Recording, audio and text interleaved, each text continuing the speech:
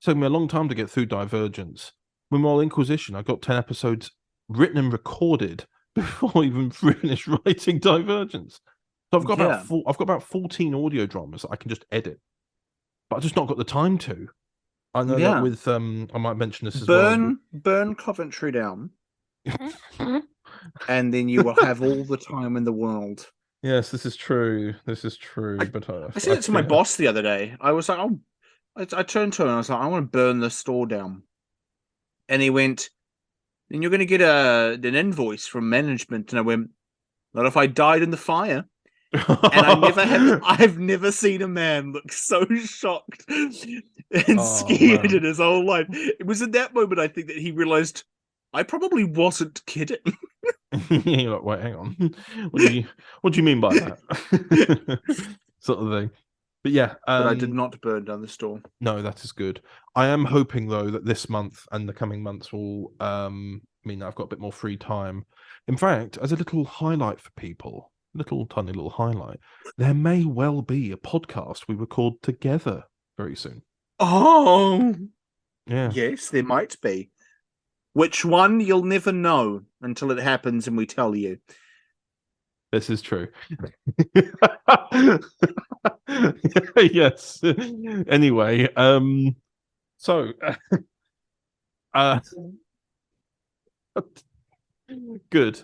Well, anyway, I'm hoping that next month will be nice and simple, but shall we have a little listen to the segment I recorded with the ex-host of Overton Audios podcast, Daniel J. Patton, as finally Dimension of the Daleks is ready from Fractured Timeline and will be released on the 3rd of June. So it will already be out at this point. Oh. So let's have a listen. Let's have a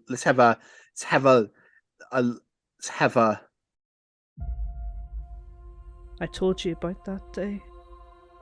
That dark day.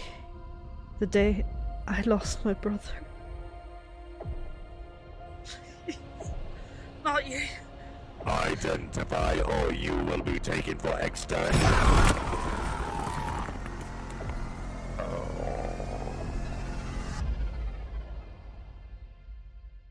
Maggie? The Daleks have ruled over this dimension for the past 5 years. All of time and space. Maggie, please. This isn't you. They took you away from me! Exterminate! I will find you. I will kill you. I will exterminate you! The Dalek Empire will continue and expand. Not just in space, but time and the multiverse itself.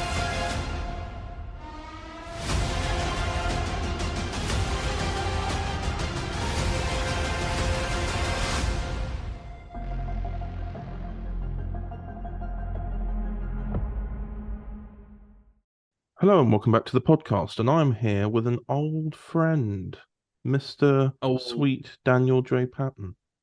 You make it sound like we haven't chatted since I left the podcast.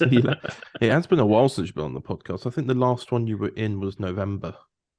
Yeah, I missed a fair few things in the last couple of months. I've missed Uncharted, not Uncharted, Dark Universe 2. And here we are with as of the release of this Dimension of the Daleks, we have just been out just under a week. This podcast, I'll just quickly double check. I believe the podcast is going out on the 8th of June. Let me have a quick little look. Yes, it is. So, yeah. That means we can just chat away about it. Because I gave you spoilers. I gave you an advance copy to look. Yep, we can chat spoilers. All that stuff that I was really being so conservative about last time I was on the podcast, we can now chat openly about. I've waited so long to talk about this. Yes. Now, obviously, from the perspective of ourselves, you've known everything for so long. I've basically finished watching it an hour ago. Yeah. Something like that. It's something I was just saying before we started recording, but I actually got quite I I actually got quite emotional watching it because I had a look the other day and I thought I'd just look at the Fractured Timeline YouTube channel, and it's been 3 years since the last episode. Yeah. It was The Candidate We're- as well, and I remember when we filmed The Candidate, October 2019. Yeah, we're approaching a year and a half now. Not 3 years and a half since we released The Candidate, and that was it's wild because that was just right before 2020, before everything happened, really. But I always set out for this episode to have a slight delay, just to have things. I remember the just have original things. date you said. 2020. August. I was planning. August 2020, you said, I think. Yeah. But back then, it was a whole different thing. It wasn't the beast it was now. To be honest, it was a much smaller episode I had planned it to be. The original script I had was only 30 pages. It did not include the prelude with Maggie and Jordan looking out in the telescope. It did not include. I think I only included like a very faint flashback to Jordan's death in the episode as well. But it did not. But it also didn't include. It didn't include things like the Dalek Emperor. Didn't include Nathan Chase. It didn't include basically all the things that I really love about the episode. Were not in that original version that was meant to come out in 2020. Yeah. Because I had a little look at The Candidate again. You look at the after credits teaser, and you're just like, "Oh," when you're Jesus coming 2020. I could always say. I could always say that maybe 2020, yes, the decade to which the episode will come out. Yeah, in 2020s. No, but it was just one of those things as well because, and this is something you see a lot with, like with anything that was made pre-COVID, when it says it will be back in that year, and you know in your heart it wasn't, because you're looking at it going, oh dear. But it's been a long road to get to this point. You weren't able to start filming immediately because of obviously thinking back. Because remember, here's the other thing as well, and this will be something that's really funny. I don't know. It's slightly like, I don't know. I find it more amusing than annoying. When you step down as a host with me, COVID hasn't been mentioned once, but every time you're on the podcast, we mention COVID. Because somehow COVID has affected. Well, yeah, COVID affected this because I'm trying to remember what it was called now. That's the problem. I can't remember what all the terms were for was it immunocompromised? Or something like that. So we've had family members who were at high risk. So we had family members who literally couldn't leave the house. Yeah. So we couldn't go out and film. I couldn't even see Anya during this time. Oh wow. So we were staying at separate houses because I was at my mom and dad's house and she was at her mom and dad's. So for that first lockdown, we were like a good 3 to 4 months apart, and that was the worst part of that of that lockdown, was that we couldn't see each other. But like I couldn't. I had family as well who were high risk, and she had family who was also high risk. Yeah. So it was high risk of us just to meet up, to just be together, let alone meet up with others and do filming. Yes, because obviously you filmed this August 2021. In the end, had to leave it a whole year and a half because of what obviously the pandemic. But even then, I remember you telling me at the time that it was still very risky, even back then, because even though everyone thinks of it surrounding 2020, but even then when you were filming it, it was still something where everyone was just having to really stand, obviously still using social distancing and everything like that. It's also just a case of, as well, the visual effects in this episode are insane. They're some of your best work. Thanks. You look at it, I think there's a scene when, because there's a lot of nice homages in this story that reminds me. There's like when they're facing the Emperor, it just, and the TARDIS in the corner, it's just Evil of the Daleks vibes. I love it. I was gonna have I originally I tried to get in touch with Luke Lane about this, but I think he was moving at the time. I want to include more evil Daleks references because I was looking at how that scene was set. I was like, this feels like so much like Evil the Daleks. I thought to myself, as the building's collapsing, I wanted to originally have the scene where like all the Daleks are firing everywhere because they had no idea where the Doctor was, and their insanity came back. I want like that Davros Emperor to say, "Do not fight in here." No, that'd be nice, yeah. Because I there's some nice parallels you're able to do with this because it's a multiverse kind of scenario. I was talking to you about this actually earlier today, wasn't I? About the parallels of when the Doctor is speaking to the moment, and then 3 Daleks explode the door, and obviously shot types are different and everything. But when you look at it, and then you look at the Fractured Timeline prequel at Death's Door, it's the same scenario, and it was so. I mean, it was just the way that, in Death's Door, he asked, the Doctor asked, "Oh, please find my previous incarnation," and in this scenario, he was the incarnation that you know what I mean. It's like it was really nice parallels that you did there with. And considering it's been such a hiatus as well, it's almost like kind of. I know it was written during COVID and wasn't intended necessarily to be out at this point. I know you probably wanted it out much earlier, but it also really works as kind of like a double meaning for a new beginning as well. Yeah, like when I came back to this, when I came back to the script, and I wrote all the new things. One of the biggest things I wanted to be was this episode to be sort of reintroduction to everything that came before, and also just sort of facing it head on. But like what I wanted this episode to also be is that both Maggie and the Doctor had to face their demons in a lot of ways, and for that scene particularly, where like he's sort of like rehashing the meaning of the events of at Death's Door, especially after coming face to face with the moment he took the face of Nathan. It's obviously, I never even made that connection. I don't know why I didn't even make that connection until just now. Yeah, he literally goes to that Dalek ship, like basically after watching the news, doesn't he? Yeah. So it was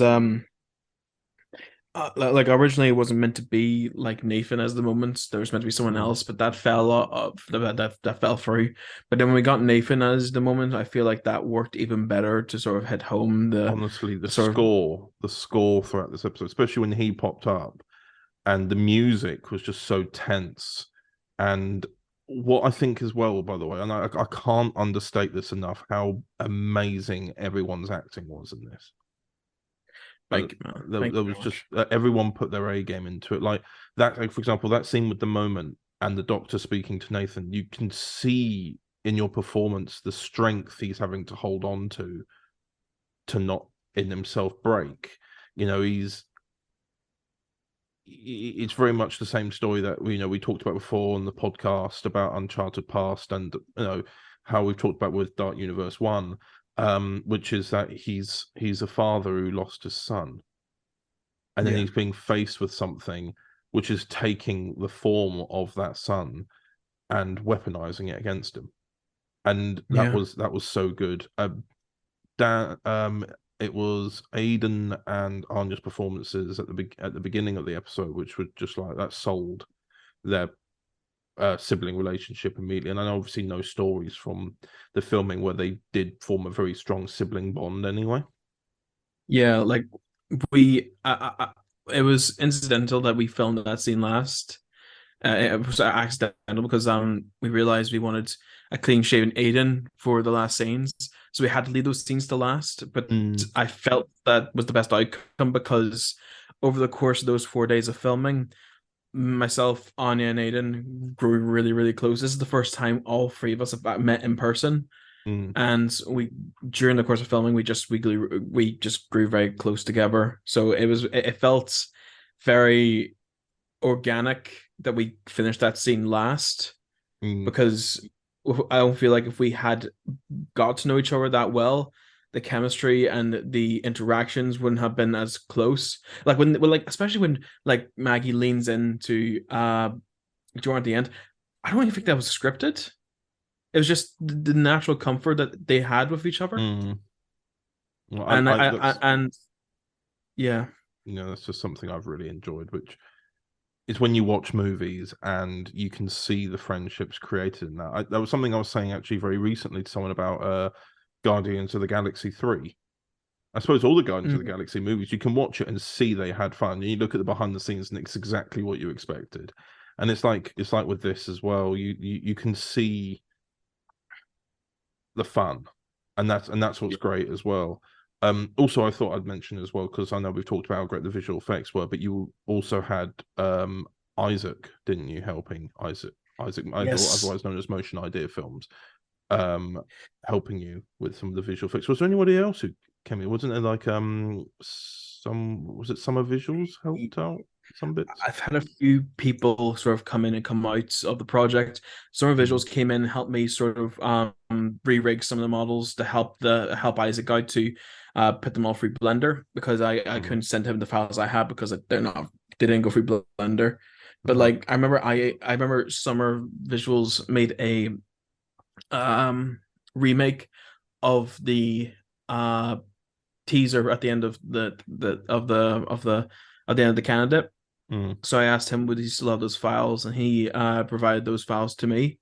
And I have a few people also in contact, but unfortunately because of their schedules they couldn't help me out. But Isaac came in clutch towards the end, because I just wouldn't have had the energy to make the scene look that good and to animate all those Daleks interacting with each other. Because this was the Dalek Supreme, wasn't it? It was Dalek Supreme with two sort of just normal Daleks on the side. So for Isaac to come in, help me out there, that was an amazing help, because at that point I was wrapping up on a TV show that I was working on.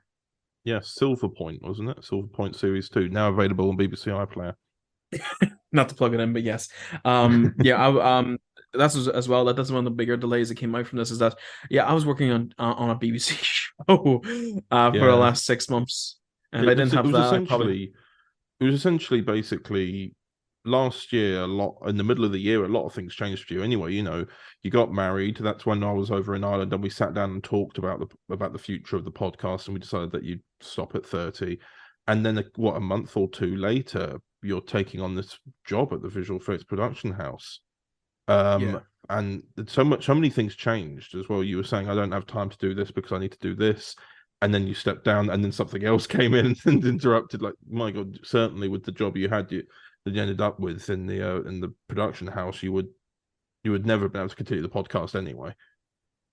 Yeah, like when I was in the VFX house, I only had about 3 hours a day at home, and those were the 3 hours I'd come home from work and just relax for the rest of the night and go to bed and do it all over again. So I try to do like half an hour of Dimension when I get back and spend the rest of the time with Anya. But it's just it became very difficult. And I suppose with the extensive work that was needed for it, half an hour doesn't really put much of a dent in terms of progress immediately. So it was very slow, I imagine. Yeah, I could get the foundations of a shot done in half an hour, and then probably another half an hour and get a shot done. But for the sheer level of visual effects are in this episode, just getting one shot done every 2 or 3 days wasn't going to get to the finishing goal anytime soon. Yeah, but the main thing is that you kept trying to push forward, and of course, when that job had concluded, didn't you have like a week or so to try and solidly get through it? And it's been really a lot of this has been trying to get through it over the course of was it basically a year and a half, and then obviously quite recently, because of the job changes, you've been able to really go into it solidly, and obviously you've had assistance from others and everything like that. So it's been very much having to wait for the opportune time for there to be a solid block, really. Yeah. So I was like, with that week off, I was able to get really able to get this here towards the end. I think towards the end of that week, I only had like 3 or 4 shots left to do, and then I knew I could finish it between work hours afterwards. Yeah. And then I got done within another 2 weeks, and here we are. Yeah. And I wanted to mention something else because we started to do this and it freaked people out. But now that it's out, we can actually say the truth, which is, do you remember when we filmed the next episode after this one? And because We of had what to keep happens this. in Dimension, with regards to the tease of what Maggie's future is, do you remember when we introduced the characters in the following episode as the companions? Yes, I remember this because we couldn't even show that Anya. I think we only could show. I think we only had like one clip to show Anya was there with us filming. I But cropped yeah, it in the monthly vlog. My monthly vlog, I cropped Anya out of all of them, and I felt really bad because everybody was. It looked like you turned up for filming without her, and I'm like, that would never have happened anyway. I don't think anyone would have bought No. that. It only got No. slightly leaked in one of them, and that was the 1 second every day thing that I do because you can't crop shots. But Yeah. that was in December, and I don't think many people would have noticed or thought about it. Yeah, and I basically I want to tease this as potentially Maggie's last episode because it's so dramatic. There's so many dramatic moments where she's holding like the gun towards the Dalek, and there's so many themes here for her that I felt like I really don't want to show the outcome of this episode because I really want people to think Maggie could leave in this episode, especially towards the end, where you think, oh, maybe this is them saying goodbye.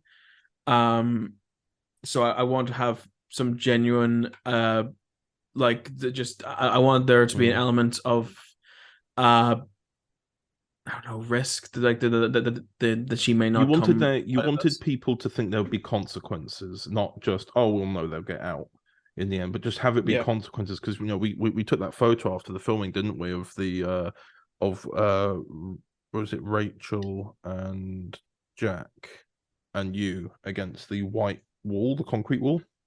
Yep. And that kind of made everyone a bit worried at the time. Yeah, we filmed that quite recently. Still, in all fairness, it's weird to think because it feels like but what I mean by quite recently is just that it's February 2022. It was do you remember the weekend of that big storm? And it was all going to be filmed outside, and then the windstorm arrived, and we were like, yeah, maybe not. Car park. Oh, there's a car. Like, oh well, Chadders lives on top of a car park. Yeah, that was very happy. Well, it wasn't actually the car park under your building. We had to sneak over to the other building. Yeah, I live on an overall estate where they've got the car park is huge. So we just walked over to a different block, didn't we? In the end, but the car park, but the part with the car park where you live, like especially like underneath the section of the building you live in, had flooded. Remember? It still is flooded. It still is flooded. Yeah, it still floods. I don't want to know what's growing in there. Oh no! People do come in and get the big like brushes and move the water into the drain area, but then it rains and it floods again. Like it's just issue. yeah, and with me and my job, it's not very impressive. But yeah, But no, I remember you showed me some of the I remember reading with you the original script for Dimension because you'd written it before we'd done the candidate, and I remember we were staying in a little hotel, weren't we, in London, like near Stratford or something like that, and and that was for filming the candidate. I had some pages finished at the time. I think it was a whole different thing back then. I can't remember exactly, and I think those pages are long gone now. And because I remember I just did mass delete on my Mac afterwards, so I don't even know if I have the original scripts from Dimension. No, but I remember as well I get this kind of when you kind of I think it was April or May 2020. You were working on Dimension, but we'd also decided to accelerate production of Uncharted Past Volumes 3 and 4, which is how we got them done so quickly. Because of lockdown and everybody was free. We got those done really quickly because you knew you couldn't get Fractured Timeline done. I think we've said this story before on the podcast, but that's with the hidden mystery of Dimension of the Daleks in there. This is now the whole thing. But no, then we got that done. I was then getting it produced and edited, and then you went back to Dimension and basically looked at it scene by scene, and basically figured out new ways you could add more to it. And you ended up, how long was the script in? Was it 75 pages? You said It's 70 pages. I think it was like yeah. 70 pages, 72 pages in the end. Oh, that's all right, But yeah. also and also whilst editing, I did cut out some bits. There was like a um, there was like a third Dalek scene with a Dalek Supreme that would have needed fully animated, and I felt bad because I know with Isaac having deadlines, I know if I asked him for a third scene, that would have jeopardized his marks at college or uni. But it Yeah. was I just had to take a choice. So like I had to look at it, like, and I just thought to myself, it's not really that necessary anyway. It's just them confirming information we just seen. So I thought pacing wise, it might just work to also just cut this out. Yeah, that's fair. I also cut out other wee bits of filler dialogue, especially like there's like a scene where there's a lot of my doctor doubting the abilities of Jordan in this episodes, and there's another scene where I just ask him, "Wait, are you sure there's no Daleks down there in the underground tunnels?" And just Jordan saying, "Yeah, but this has been abandoned for years." But I feel like at this stage, it's sort of like I felt like if I cut that out, it would get to the action a bit more quicker. Yeah. There was actually one scene I wanted to ask you about because it's in a trailer, but it never appears in the episode. What scene is that? The Fallen Doctor. There's a scene where he's not just a hologram. That was just a tease. That was a red herring. Really? Yeah, because I think I I've shot forgotten some. I had shot some footage of me with the makeup on because I know if I originally I just shot myself doing a whole pile of different poses with the makeup on because I'm like, if I want to do promotional stuff with this costume, this look, after you apply all the makeup, the liquid latex all over my face and making it look like I've got this massive scar. So I just took a whole pile of poses, like dramatic head tilts. So I did all that so I could just either include that in the trailer or promotional stuff. Mm. Okay. Yeah. But yeah, that scene was just to make me think, oh, how much Irish in this episode to make him, yeah. Yeah, I like the way as well that everyone has their own demons to deal with, but it's not the usual thing of the Doctor standing triumphant. Like he does very obviously say in this episode, I had nothing to do with this. I just helped us get here in the first place. Yeah, that he was just carrying over a plan that the predecessor or the Doctor of this world had fallen to do. Yeah, exactly. Like I like the fact as well. It's weird, but it was really fun, the episode, honestly. It was a way that you still got to do the Doctor speech, but not as the Irish Doctor. Yeah. You know, I mean, like as he's going, yes, hello, I'm a virus, and they're going, what? And he goes, I'm a recording, and all this, and you're just like, it's weird, and it's just you watching, and I'm just like, what's going on? It's kind of morbid if you think about it. The Fallen Doctor's like, oh yeah, this is just a recording Dave Ross, and he's doing a sort of bit of sass. So it's like, but like he has to know he was going to die for this recording and get there. So I'm like, there's a bit of a dreadful undertone there if you think about it. But technically, I got to do two Doctor speeches. One is Irish and one is the Fallen because I felt like my Doctor speech came with the moment scene where I just told him that if you looked into my mind, you'd know that I don't need the moment to stop the Daleks. There is a better way, and I will find it. That was Irish's moment. I like that because he didn't fall into the trap that he'd fallen before with the Time War or the rashness he felt during at Death's Door. That he in his somber mind he can come up with a situation that is better. Yeah, and I really liked all the references. Like I always. Or to the other companions. I was especially very warmed by the Hazel Anderson one because it's not often young Doctor gets any references in live action. There was one thing I quite liked, and I know it sounds like it should be obvious really because of continuity, but I just thought it was a nice little reference.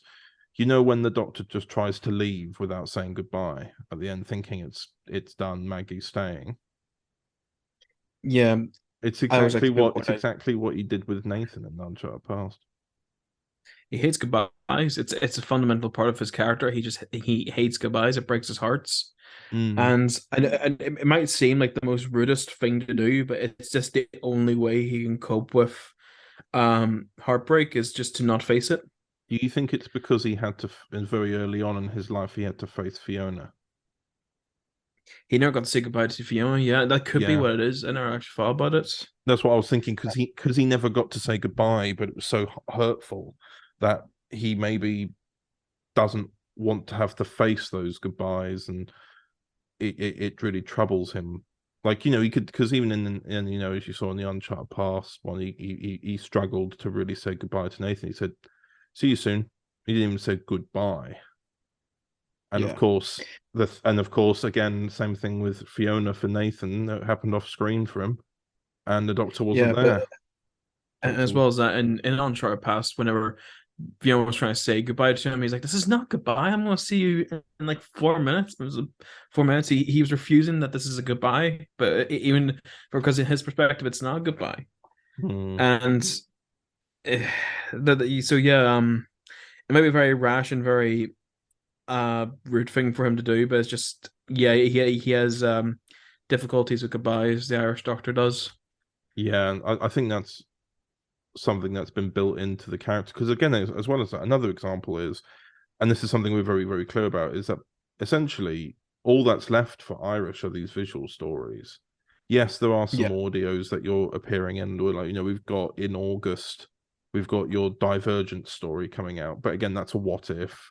You've got obviously. I mean, I think it goes without saying that we're working on the 60th at the moment. Yeah, which I'll be which I think at this part it's like, yeah, I've got a civic duty to appear in it. Yeah, but then after that, it's very much the final in terms of any new Irish Doctor stories that are for solely him. We're finished with that with Dark Universe 2, and this is now, you now know his history. Yeah, and I think that was also quite nice as well, because obviously watching The Candidate, when The Candidate got made, Volume 1 of Uncharted Past was the only thing that had come out. Yeah, at that point I had less than 10 stories under my belt. You're now on, and now we 30 or 40. Yeah, we have 5 audio volumes. All of series 1 of Fresh Timeline. We just started with series 2, the first episode, which is longer than 2 episodes of the last season. So yeah, we are approaching the end game for Irish here. Yeah, it's very exciting, especially with that post credit tease. Oh god, that moment in the episode when it was earlier on. You know what the 1,000-yard stare is, don't you? I'm aware of it, but I know like it means like just to look longingly out in distress. Yes, it's mainly seen on people who fought in war, because they've seen such horrors that when they are calm, or not calm, I should say, when they're not doing anything, they just completely zone out and they look through things. And that was, I think that was really well done in terms of like everyone trying to get the Doctor back to reality. It's very much what happens with the 1,000-yard stare and everything like that. And I just thought that was really that was very chilling when you're watching it, because then you're like, oh, what's been said? And I like the connections. What is it? It actually gave me an Impossible Astronaut vibe, you know? Do you know what I mean? Yeah, sorry about that. Onion, there's asking for the dinner just cuts. Oh no, but like it gave me like an Impossible Astronaut vibe when the Doctor goes to visit someone, and then, well, instead of obviously Impossible Astronaut, he gets shot and killed, but then you see the conversation later, so it's a nice kind of callback to that as well. It was so eerie. It was so eerie watching it. Yeah, especially because you know the plans for the finale, so you know what the implications of all that is. But yeah, we will get to see that come around again. We will get to see that future incarnation's perspective of things. So that's something to look forward to eventually. Yeah, but it's because I thought to myself, there's never been a big sort of overarching thing with fresh timelines. So it's been episodic. There's never been something to serialize all the stories together. Well, it makes sense And because, of course, you've got the 3 episodes of series 1 and the 3 episodes of series 2. It makes sense they're in 2 halves of the first 3, a nice build up. Part 1, if you call it, part 1 and 2 of trilogies. And then you've got this final trilogy. And like you say, it connects and then ties up a lot of nice things as well. yeah, absolutely. That's as well as that, what I liked about that as well is you could see like the future Doctor just looking around because he knows a Dalek invasion was about to happen any second. Oh, that's a good detail. Yeah. That's a good detail. Because we don't know how long it's been for him, like what the distance of time, but he just vaguely remembers like, oh yeah, there's gonna be a Dalek attack. I gotta be out of here before that happens. Well, yeah, I suppose, yeah, because actually no, that's quite because well, earlier in the episode, the Daleks also showed up, detected the TARDIS, and took it. He had to get out of there and back to his TARDIS in time, didn't he? Yeah, exactly. Mm. Or does he have a TARDIS? Oh, yes. I don't know. Well, I do know, but I don't know. I don't know. I know. I do know. I do know, but I haven't decided. It's basically it. Yeah.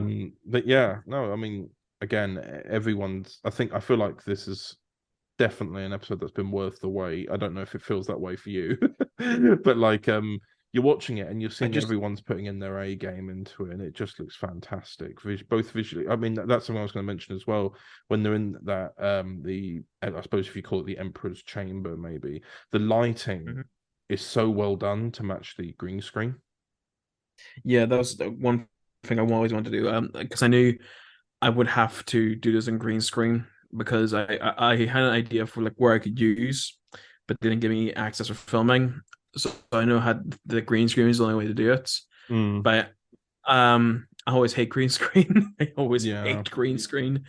But sometimes you can't help it. But I always wanted to do it a bit more dramatic and more like try to have over shoulder shots where possible, have it always feel dynamic, where sometimes green screen can feel a bit flat.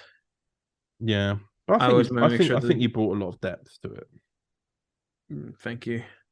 And yeah, I just hope when people watch this, people had watched this, I hope they can see that. Yeah, I can understand why it took a year to get finished. Yeah, because I think sometimes what happens is, and this might get a bit controversial and sound like I'm ranting. I don't intend it to sound that way. I really dislike it when people watch movies and don't understand the process it takes to do the visual effects, but yet choose to critique it. It really bothers me. Yeah, because they weren't there the whole process. They got to go out and live their lives and wait a few months. There were people like, especially like when I've heard what your schedule was like for working at your recent contracted job for visual effects, the hours you put in. And then obviously everyone else can watch it and not know the process, and then people are like, yeah, it's like I suppose I've seen that a lot more with like the MCU movies where they go CGI looks awful. I'm like, do you know how it was done? No. It's like, well, then you'll know that's probably the best that can be done. No, you know what I mean? I feel like sometimes it can get a bit saturated. Where what I mean by that is people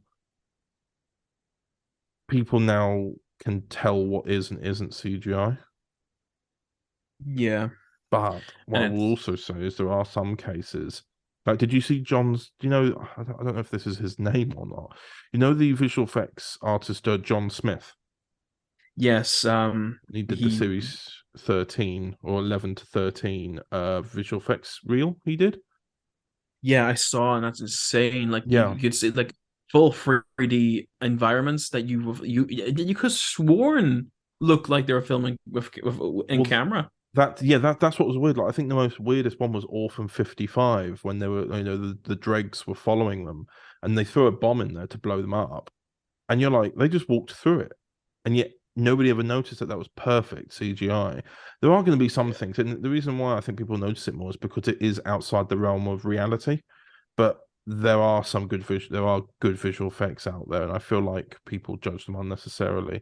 And that sometimes, especially when you're watching something like this, where it's an hour long, the ratio for the time of how long the shot lasts for in comparison to the making the shot needs to be appreciated more. Yeah. And that's the main thing. Like, if it took me so long, is I want to make sure everything kept the same quality, the same standard for rights.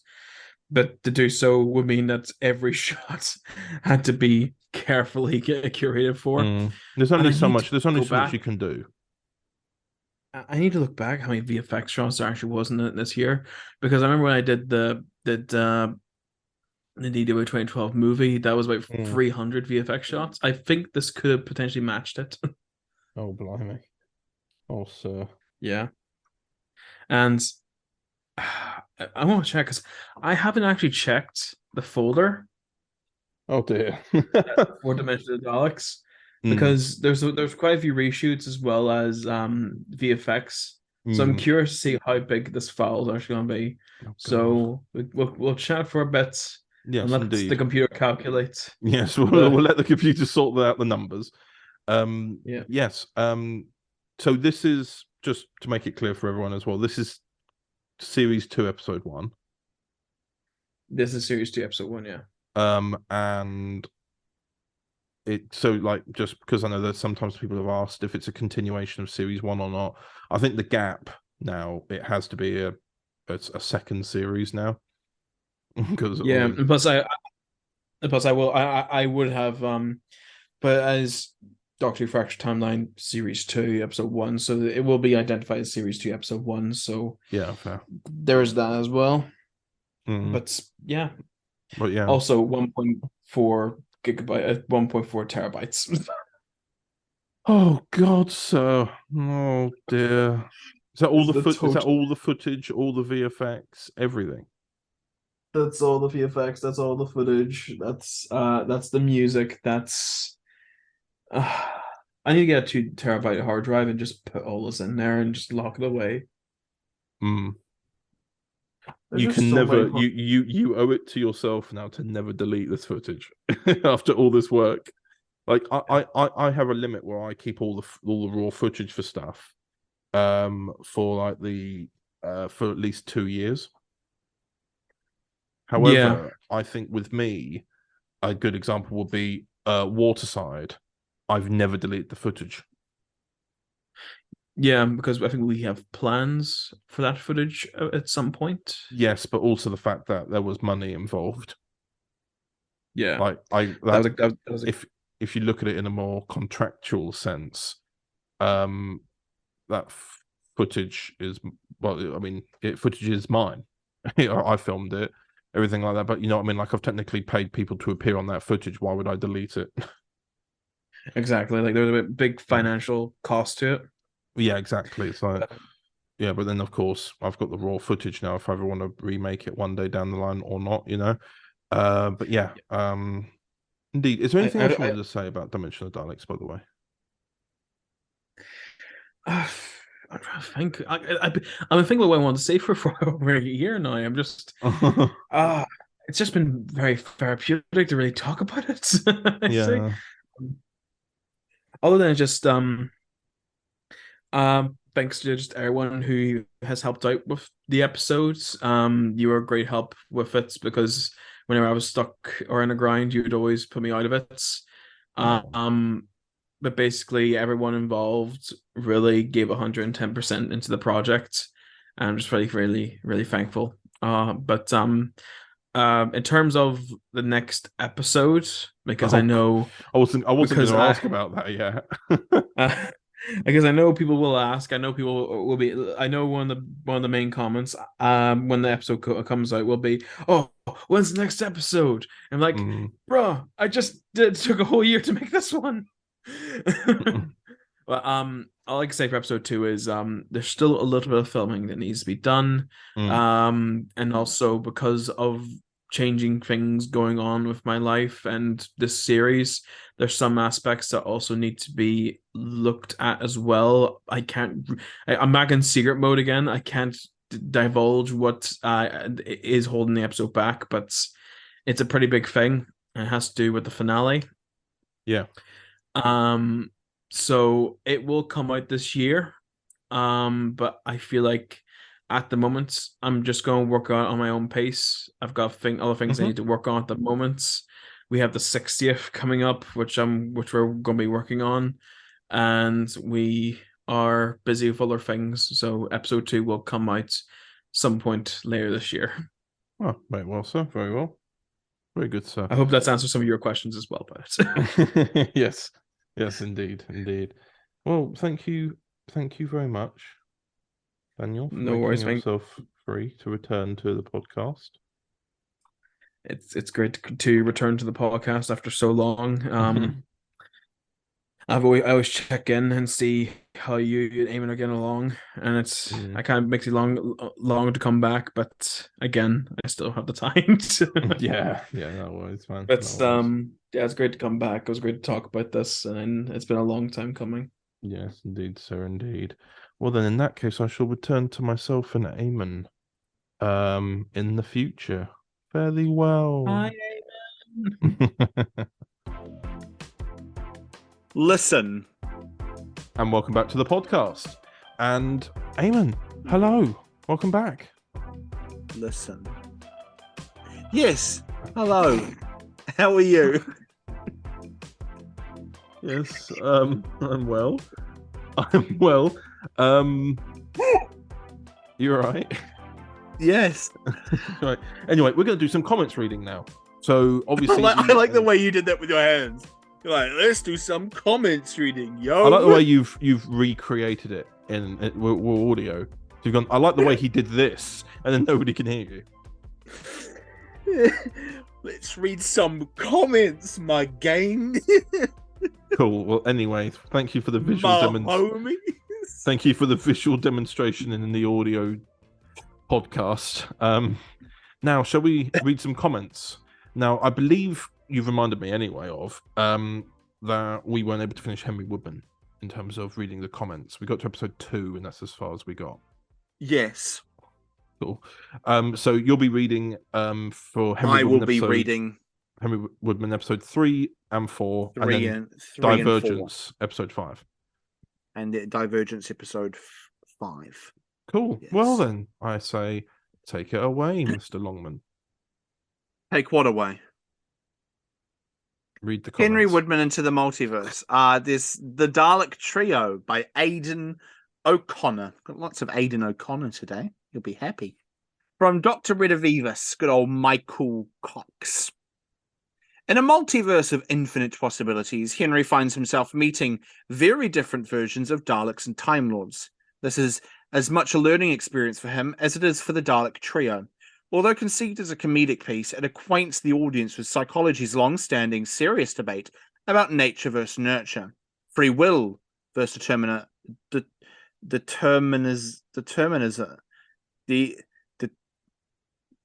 that word.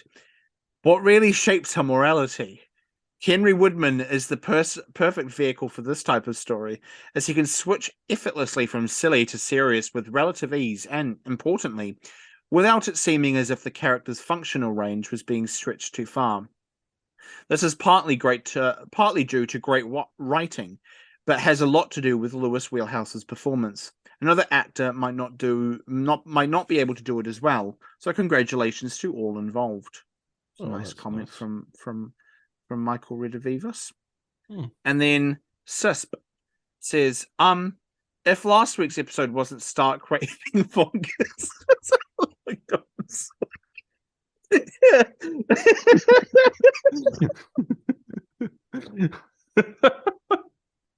You mean CSP? Yes. Oh, I'm lightheaded now. That really got me, that one. Oh. Sisp says, if last week's episode wasn't stark raving bonkers, then I'm sure this one is. It was great. It's just, I think I need to lie down from this madness. Wake me up in a week's time. Wake lovely, me man. up when September ends. I'll have been and gone by that point, Cheddars. Oh. The Final Key by Connor Chadwick.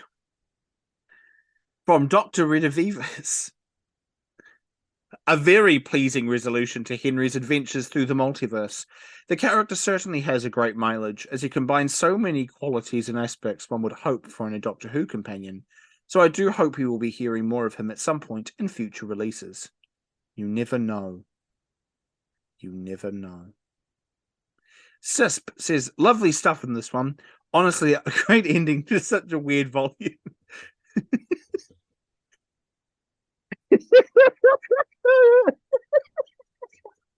Say his name properly, man.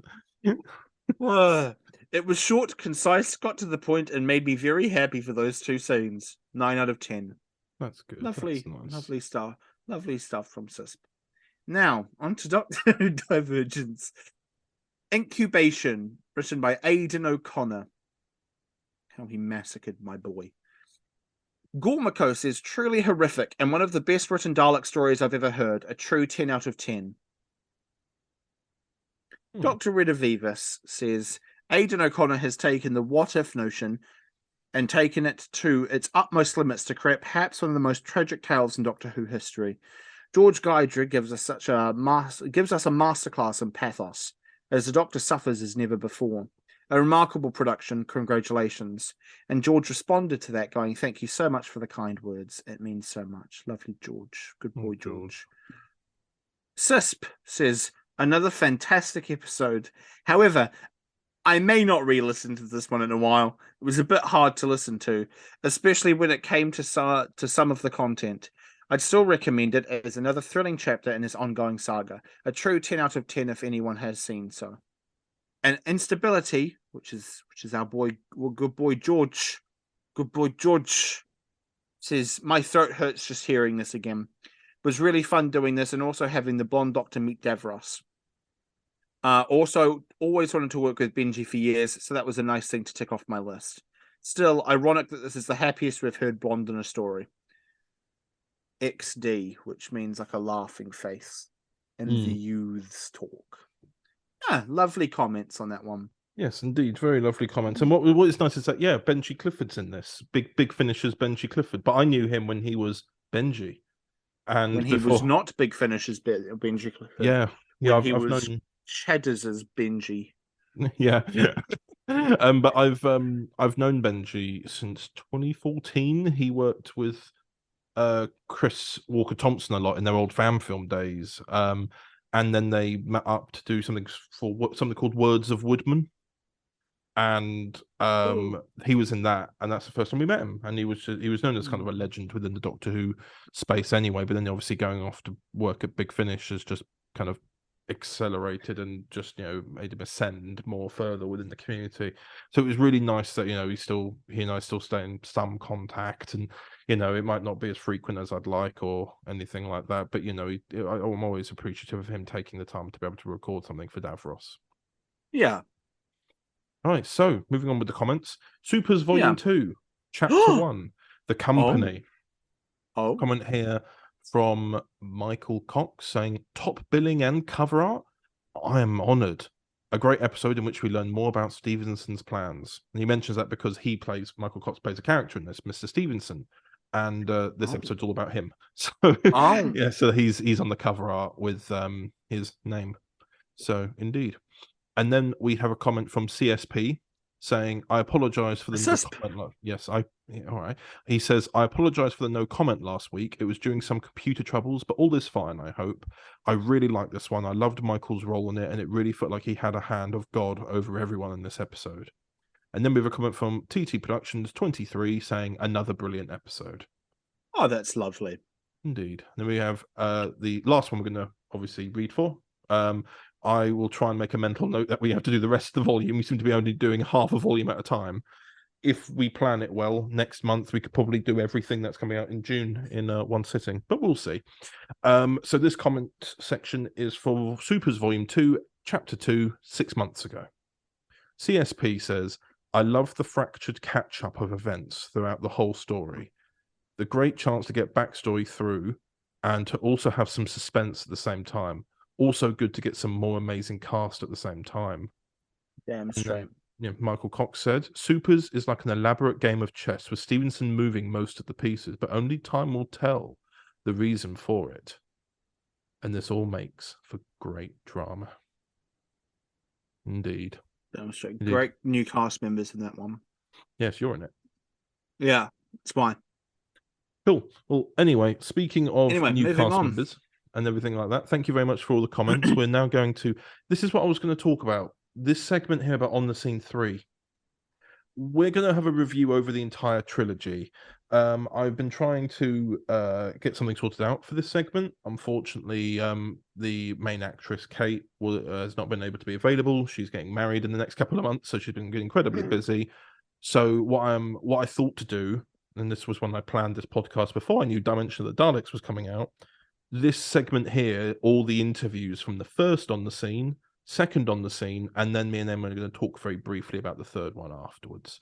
So this next segment is talking about the first two On the Scenes, and then of course we're going to put time codes in the podcast so that if you already listened to those podcasts and don't want to re-listen to these interviews, you may skip ahead to when me and Emma are talking about them. But for now, here's the segment for when we talked about On the Scene 1 and On the Scene 2 back in the day. Damn straight. Overton Audios presents. I was at Harry Jackson's trial yesterday. Mr. Jackson is a murderer. But we've done him wrong. We weren't there for the community like we should be.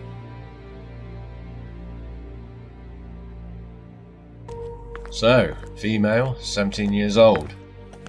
That bloke over there was out cycling this morning and found her. Do you have an ID? Not yet. Forensics are checking the body. Turn her over. Sorry? Turn her over. What, love? Oh no. Chelsea's body was discovered this morning. What? This is your mother just playing a game to mess with me? I'm really sorry, Em. This is a murder investigation. You are my prime suspect. I did not do this. You were jealous that she was with another man. She wasn't who you all think she was. Go on. I need to speak to Tess. Palmer. You know protocol. I know. The victim. She's your cousin. I can't have you working on this case. Don't make it personal. I won't. You say it like it's that easy. We cannot take these kind of risks. This is another youth crime in our district. On the Scene. Coming the 27th of February 2021 at 12 p.m.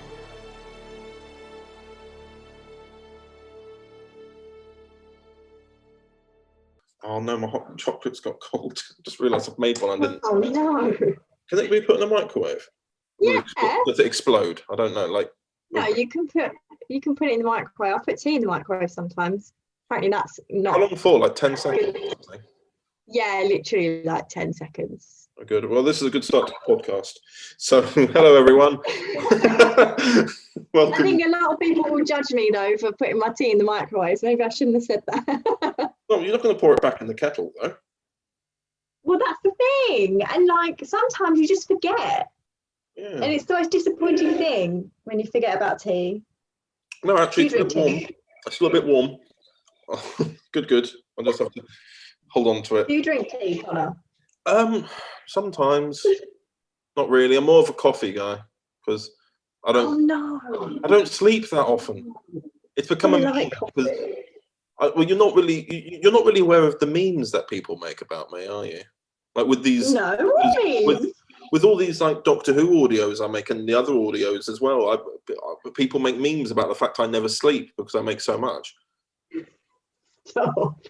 I want to see some of these memes. How have I not seen these? Well, it's like there's on another podcast with there's a guy we know called Dom who also makes audio set in the same universe. He talked about it too, going he never sleeps. And I'm like, I do. It's just not much. I'd sleep like 4 hours, maybe. So coffee's my drug now. I love sleep. I love sleep too. It's called. I'm like, I've got to edit first. Like I'm either working or editing. Well, that's good because I'm a procrastinator. I'd rather just sleep and then get up, have breakfast, and get back in bed. That sums up my lockdown. No, I mean. Sometimes I'm productive, if I know I've got a lot of stuff to do around the house, I'll try and get up When early. I moved here, I thought I was really active. I was like, yeah, I'm gonna be really active around this place and clean up and everything. Yeah, and it doesn't last. It doesn't last. doesn't I last. realise. Like, I've just come back. I've come back, got changed, and done little bits. Like made myself hot chocolate, and that's gone cold, and all this sort of stuff. And I just realised, I've just been sat in front of the computer working now for 2 hours, and like It's cooking for me that I don't like. I don't like cooking. That's my biggest chore, I would say. Well, that's the thing. I've been trying out these food boxes. I've got this. It's called Mindful Chef, because I've joined the gym that's I've joined the gym that's in my apartment block, and but the problem is you have to cook. I was like, okay, so you get it all delivered, like all the ingredients, and then you have to cook it. Okay. I think my neighbour gets that. He gets breakfast, lunch, and dinner delivered, and I'm like, there must be some sort of thing going on, a diet. Yeah, I've never had before these food boxes so many courgettes. Like, honestly, I know it's a really weird thing to say, but genuinely, I'm not a great cook anyway, so I found out through making it I didn't have a grater, because halfway through it just asks, can you grate the courgette? I was like, no. So it just had to be more sliced courgette. So at the end, when it was like making salmon with it was beef with like a tomato and courgette ratatouille or something. Which was really, really nice. But the problem is, when one element of it is meant to be grated and it's not. Why don't you have a grater, Connor? What do you do when you want to grate your cheese? I don't have any cheese. What? You don't have any cheese? No, do you not like cheese? No. You don't like cheese? No, I love cheese. I just don't have any in. Okay, but like when you have cheese, how do you eat it if you can't grate it? I haven't eaten cheese in this apartment yet. No, I'm sure that if I had cheese, I would know. I would have known sooner to get a grater, or I would have just sliced it. I'm so disappointed in you, Connor. I love cheese. I love baby bells. What did you do at Christmas? What did you do for Christmas? I did end up going to visit family. Okay. And they have a cheese board too, but I've enjoyed cheese board so much now that it actually gives me an upset stomach. So now I can't have cheese. Cheese does. Yeah, I can't have cheese as much. Maybe you're lactose intolerant.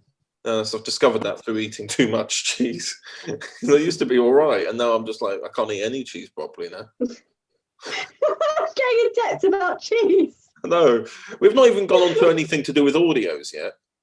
No, we haven't. We should. Yeah. So, okay. So Kate Lassman, hello. Hello. Moving on from the cheese debate. You are mostly known in Overton Audios as the Rani. Yeah. With also a noble, something that you and I have you've told me before, and some key people are aware of. The Rani has hair colour that you do not like. Well, no, I'm not a fan of the brunettes, have to admit, and that's why I was so relieved when we did that. Oh my god, I've forgotten. On the scene.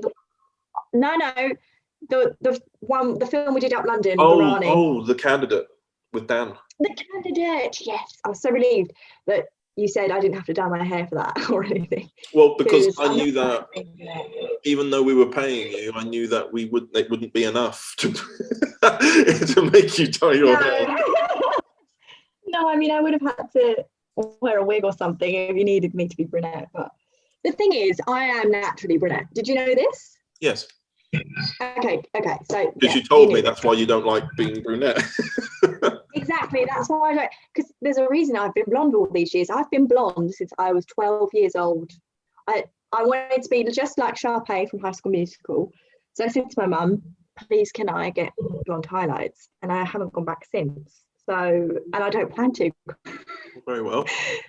I remember, was I will not it be- like an Instagram post or something where you was it an Instagram story you put up going, my roots are showing?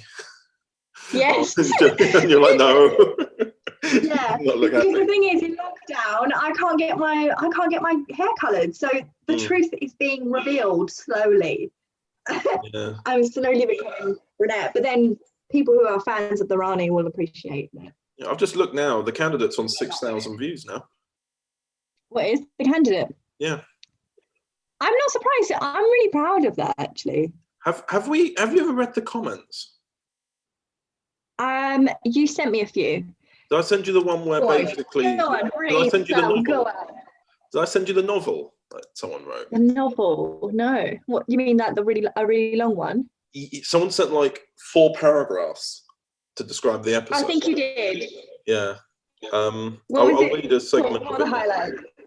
I'll read a segment of it now. It says, speaking of the TARDIS, I'm just going to come out and say it. I think this is my favourite incarnation of the Rani. I've not reached Big Finish's version of the character yet, so I can't speak for all of them. But Kate Lastman takes hold of every scene and does not let anyone else near the spotlight. Not only can she chew the See, I scenery... don't know if that's a compliment. Yeah, and Is not that only can she chew the scenery just as well as any Doctor Who villain, but there is a real person underneath the suave coat. She is trying to be better, as was hinted at in the audio dramas, but she doesn't understand what being a good person is. So the Doctor is very quick to accuse her.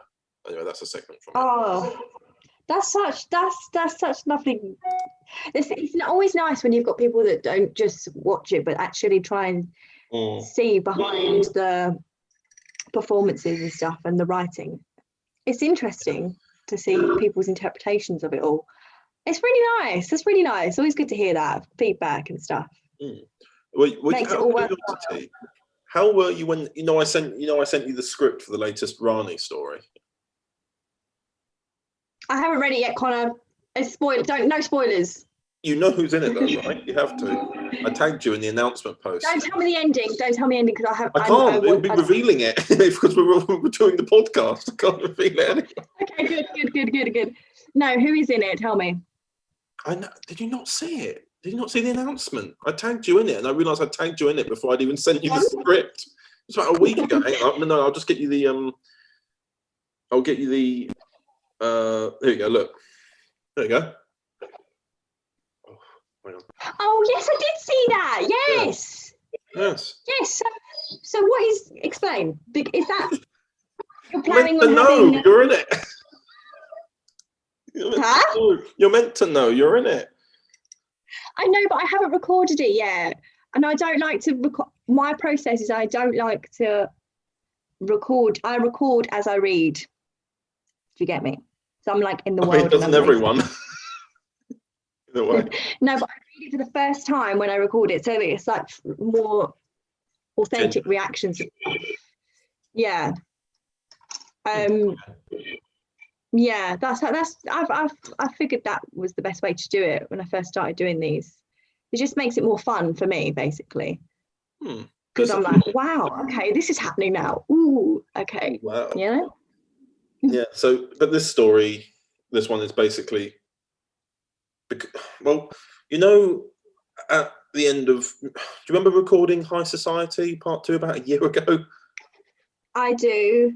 And there was that little segment. Yeah, there was that little segment at the end where my Doctor, the Cravat Doctor, and the Rani go off together to try and find her TARDIS. Yes, I remember. Yeah. At the end of the script, it actually skips ahead 5 years to when the Doctor's now by himself. So basically, this story, as well as another volume that I'm working on to have with to actually. I'm working on another volume as well that will just be me and you looking for your TARDIS. Oh, awesome. And that'll be so good when she gets at TARDIS. Yeah. I'll tell you some more ideas after we've recorded. But no spoilers. Basically, this one is like a secret 4th episode because the other volume is going to be 3 episodes. So this is like a secret 4th episode. Okay. It's a loop. But I can't tell you much because it's a loop. The title is it's a loop. It's a time loop in a way. Yeah. But even me saying a time loop has maybe thrown a few people off. It's like it's a weird thing, and it's the first. Do you have plans though? Do you have plans though to make her like a goodie? I don't know, because essentially when you look at the Rani, her story started with Return of the Rani with Dan's Irish doctor, when she was on the ports of Mumbel, being at her most Raniest, and then moves on to the and then it moves on to the Candidate, where she's very bitter because she was abandoned. And then you move on to My Doctor, where she's now having to pretend to be Franz Ferdinand's wife. And that was such a funny edit to hear you going, yes, our husband. And then, because I got the guy who does the Franz Ferdinand voice, it's such a good Serbian accent. And there's you going, oh, yes, quite. Just like, my inspiration for Rani's voice is Cassandra from The Last Human. Oh, Moisturize. She's my inspiration, like in terms of character and voice. Yeah, I can see that. At the end of... especially when she goes into Rose in New Earth. Oh yeah. And she's like, I'm a chav. Yeah, it's quite right. That is my Rani. Like that's my inspiration for my Rani. I think Cassandra as a character is massively underrated anyway. Remember her ending? Like it ends just with her being able to tell herself. I mean, that sounds really she's beautiful. Yeah, but like because she's basically made herself into something else completely. That she sort of realizes that who she was before was the best after doing all these changes. I honestly, I think she deserved a better ending. I think she was just, I really liked her. I think she was an interesting villain. My favourite villains are the ones that have like redemption stories, you know? Yeah, and also don't really appear that much as well. Like when they appear a lot, they can sometimes you fall at a risk of becoming a bit saturated. Like you've seen enough. Like it gets that sometimes with Daleks, doesn't it? You see the Daleks every year. Oh my god, yes, so true. The problem is with Daleks. The only problem with Daleks is that they're contractually obligated, so they have to come up with something. It's like obligated. Yeah, because the BBC don't own the Daleks. Oh, who owns the Daleks? Terry Nation. Well, the Terry Nation estate, because Terry Nation is the man who created the Daleks, but he owns the aliens, and he's died now, so it's his estate that own the rights. So they buy I did not know that. Yeah, to maintain the rights, they have to make at least either. I think it's now one Dalek story every series, but because it used to be yearly, but obviously we've seen with Jodie's era, Daleks haven't only show up every few years. But because of how slowly each series comes out, I think it must be per series. Yeah. Yeah, but I mean, I used to love the early Dalek stories, and now I don't get as excited about them. You are right. I really loved them actually. Oh, you liked it? I mean, I watched. I mean, I've now got a TV license, so I can. I could actually watch it on TV rather than BBC iPlayer. Who do you think will be the next Doctor? The thing is, nobody's even said that she's not confirmed it. BBC haven't confirmed it. It's just the Daily Mirror. Yeah, I keep seeing articles. They're usually correct. So and so. Yeah. I don't know. I feel like she's only. I think she should do a bit longer. I don't think she's been. It's weird because when you look at it, she's starting her third series, and just before, and Capaldi announced he was leaving just before his third series started. So in a way, it's actually, and technically, when you look at how the BBC count Doctor Who eras, Jodie's technically been the Doctor since 2017. She's actually already going past the mark of being the longest running modern Doctor. Oh, interesting. Yeah, because they count because when you look at, because when you look at Tennant, they never say 2006 to 2010. They say 2005. They say 5 years because he appeared on the screen after Eccleston in 2005. So they announced it as Oh my god! So they count it. Yeah, so that when That's funny. Capaldi left and Jodie appeared in 2017, they counted it as that is the moment that her era starts, rather than her first episode. Yeah. So they say 2017. So now we're in 2021. She's technically done 4 years, and she stays. It looks like, depending on how things are, lockdown doesn't apply to production companies anymore. So Doctor Who can still film. They're still aiming. Yeah, I think entertainments and that can still carry on. Like, think about EastEnders. What are they going to do? They have to film weekly. So I think it was the perfect opportunity for them to announce EastEnders Series 2. Very clever. I'll give you that. Yeah, well, they went on a series break. Like, finally, after 30 years, Series 1 is over. I haven't watched EastEnders in years. Yeah. Do you know, I used to always, me and my family, we always watched the Christmas special no matter what. And you could figure out what was going on just from that. Because it's such a... Well, I'm not going to say anymore. No comment. I used to watch it. I used to watch it back when I was like 8 or 9. I watched like Martin and Sonia, like 2002, 2003. Yeah, oh yeah, classics, yeah. And they had like, but now Martin's been recast and is with Stacey now, and you're like, what's going on? It's like, it is like that thing where you get older and then you realise the world's not the same as you thought it was when you were a child. Like the EastEnders and what I thought it was when I was 8. Everything like that. Well, we've completely veered off from the Rani to EastEnders. Yeah, we need to go back to that. Although there was in 1993 a Children in Need special classed as the 30th anniversary of Doctor Who, where Doctor Who and EastEnders crossed over, and the Rani was the main villain of that. Really? So in a way, we're still keeping on topic. Technically, we are, and it's the BBC after all. Yeah, we need to bring your Rani back to Watford. Oh my god, I think I might get booed off. Rani, she's fabulous.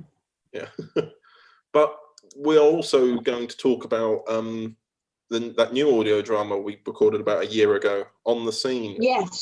Yes, indeed. I really liked it.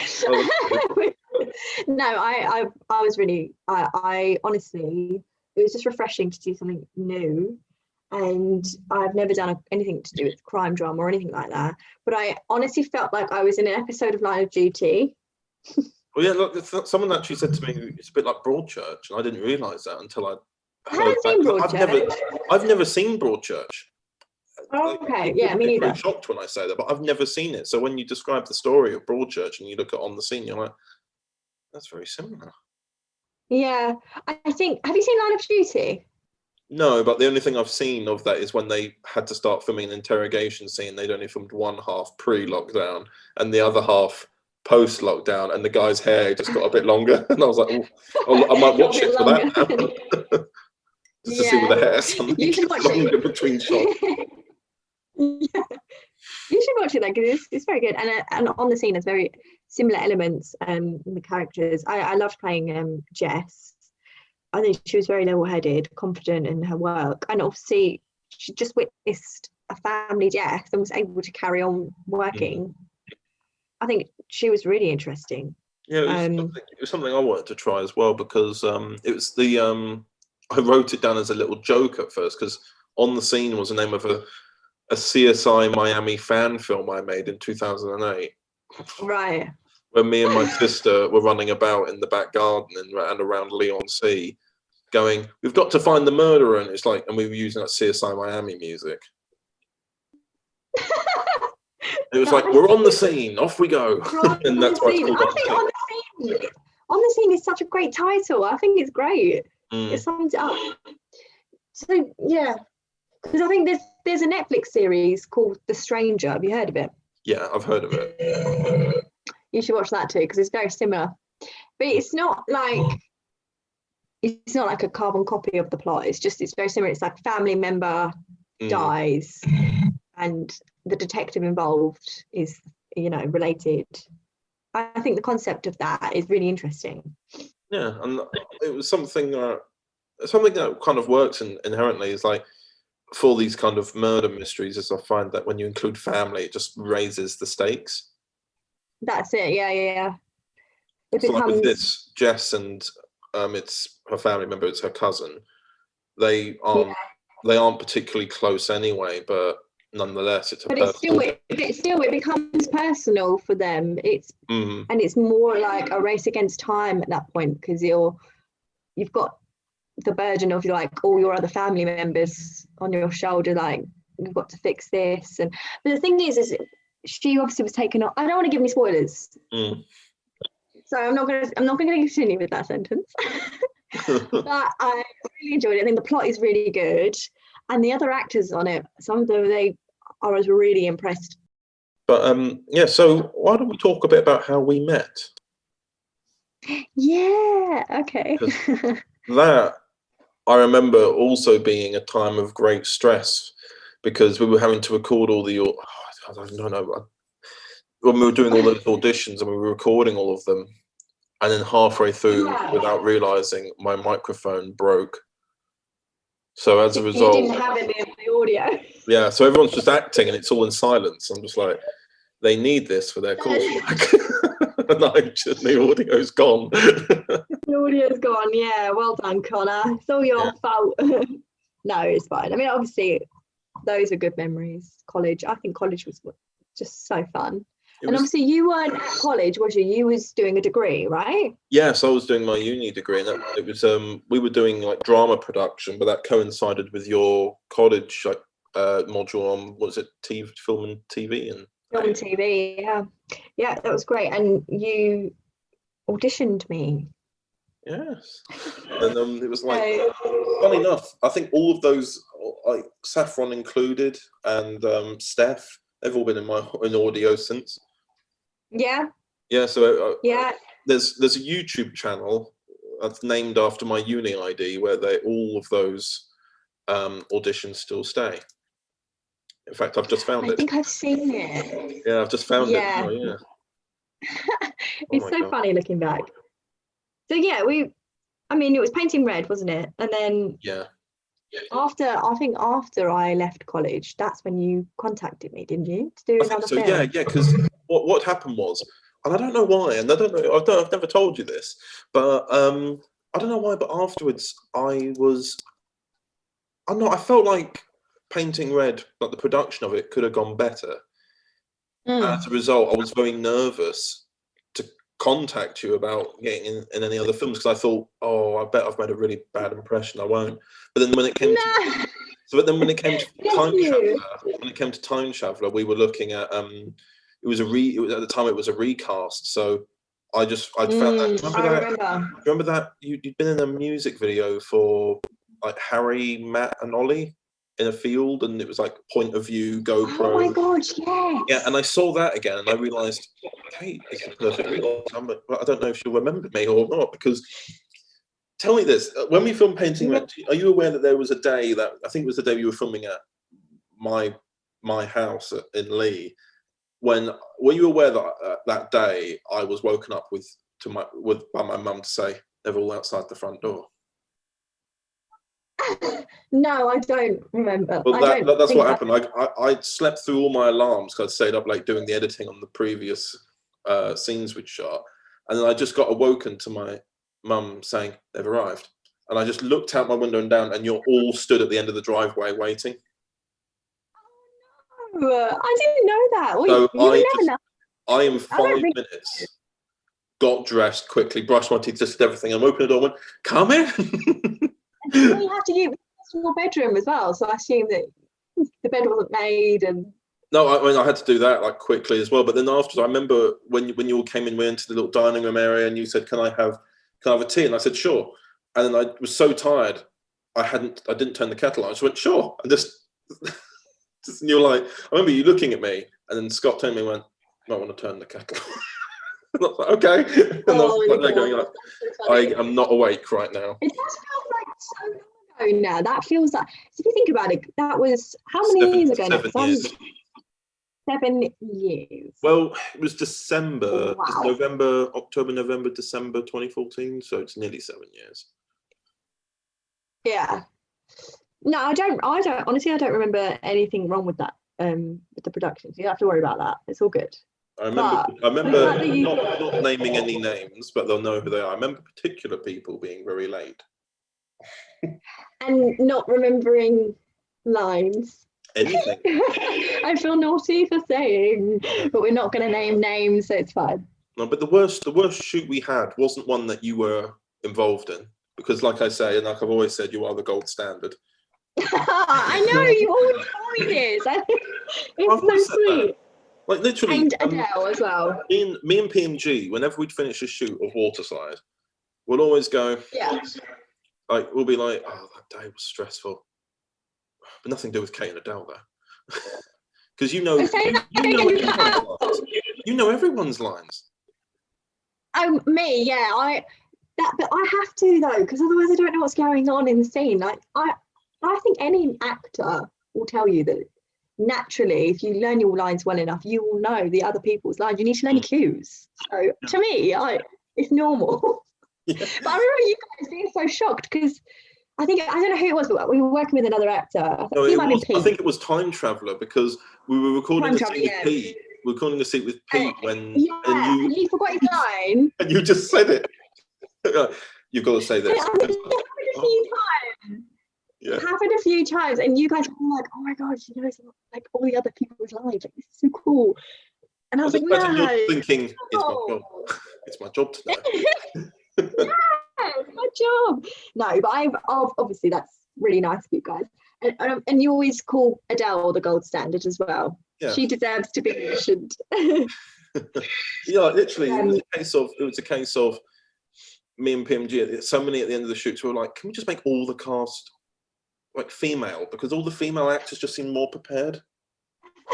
Like it became a point where we were it came to a point where we were just being secretly sexist, where we were like, we ended up telling the male actors more about what they had to do prior to the film than we did yourself, Adele, or any other female actor, because you just have common sense. But it wouldn't be as fun if those little things didn't happen that went wrong, you know?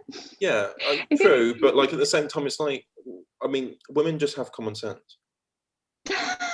They just do. I mean, I'm not gonna deny it. Well, they do. Like I just say, oh yeah, we're going to do this scene, and then you look into the layers of the scene more than I did. Yeah, I mean, I suppose it depends on your training, and like where I went to East 15 and Adele did too. It's a method acting school, so you have to. We do a lot of stuff on like actioning and uniting, and like what the lines mean, what's your character's intention behind it.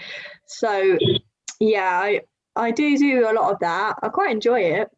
I personally just find it a lot easier to portray a character's emotions and stuff. If I do all of that stuff. English teachers, when they go, in this story, the curtains are blue because they're sad. Something like that. No, it's not like that. It's actually the whole point of acting is to show layers anyway. Yeah. It's not just they're sad. Yeah. Why are they sad? You look into why they're sad. What's going on? Yeah. And every line has meaning, even if it's just you're asking someone how they are.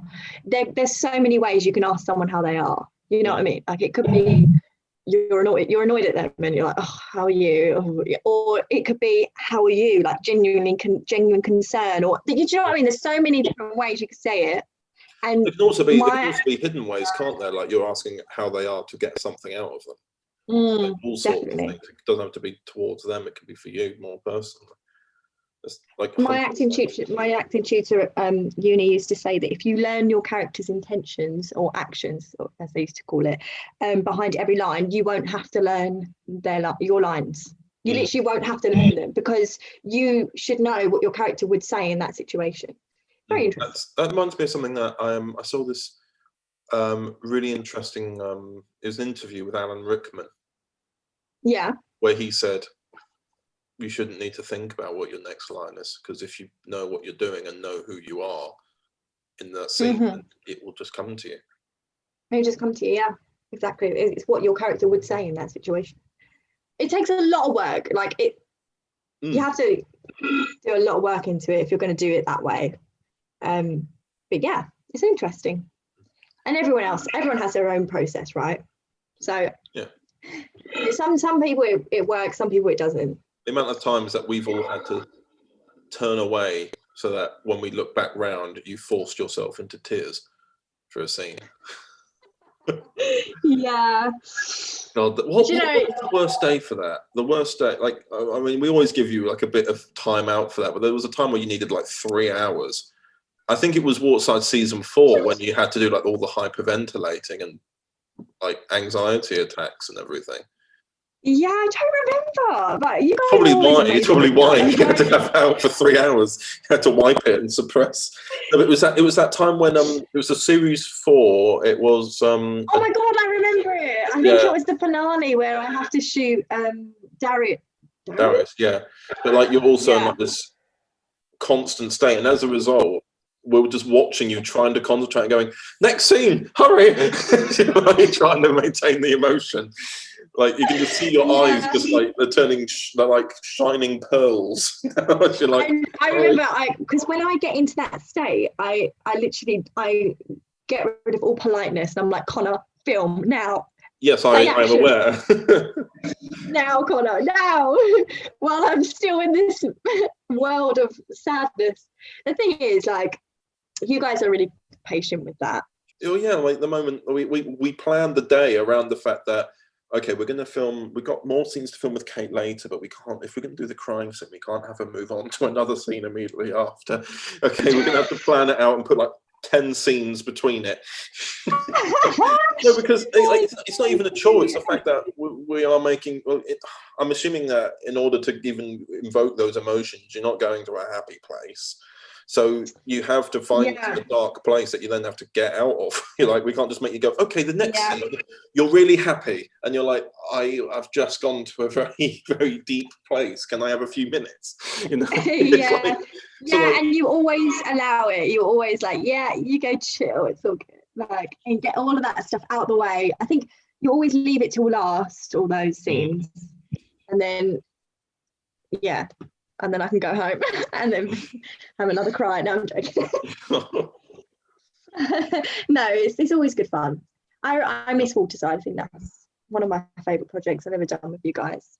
Yeah, because we had a plan we had originally a plan for time travel, wasn't it? Where we were going to have Harriet become this big rebellious leader, and then at the very end of it, we wiped out half the human race and realized we can't do that.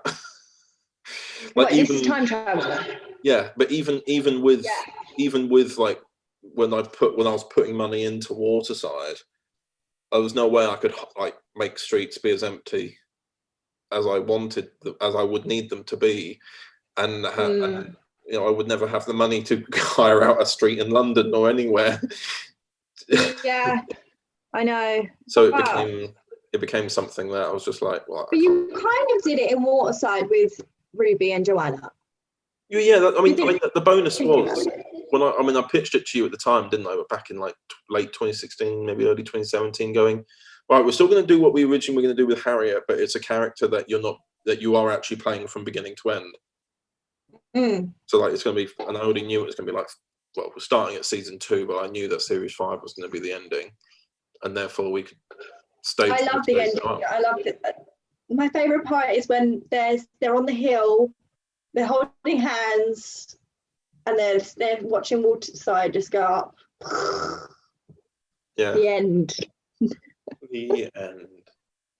People keep saying, you should do a season 6, but they explore what was left. Like, have I got the budget for that now? But what am I gonna? Where are we gonna film if I'm gonna go into a wreckage of a city? Where are we gonna go? You can find something.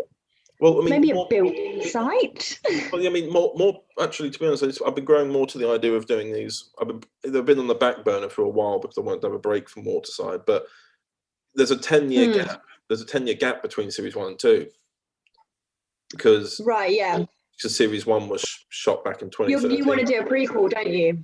We had like 10 volumes, basically a volume per year, and I've already written down the timeline of events when Joanna and Chloe move to Waterside and when everything bad happens to them. So I know what volume that would be. and we. So, okay, because I was under the impression that if you were to do a prequel, it wouldn't involve Joanna and Chloe. No, it would be each volume. So I've got like Waterside year 1, and it'd be year 2. Yeah. All the way up to, well, technically it would have to be, it's a bit awkward, it would have to be up to 9, really, because the year 10 would be series 2, but we could twist some things. Yeah.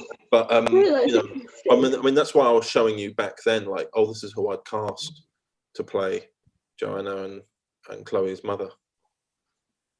I remember, yeah. It was originally going to be an aunt in series 4 before it became the father. Basically, it was going to be the aunt who was, rather than trying to connect with Joanna, it was going to be she was appearing to do that, but was actually trying to get something out of it. Ooh. But then I just thought, no.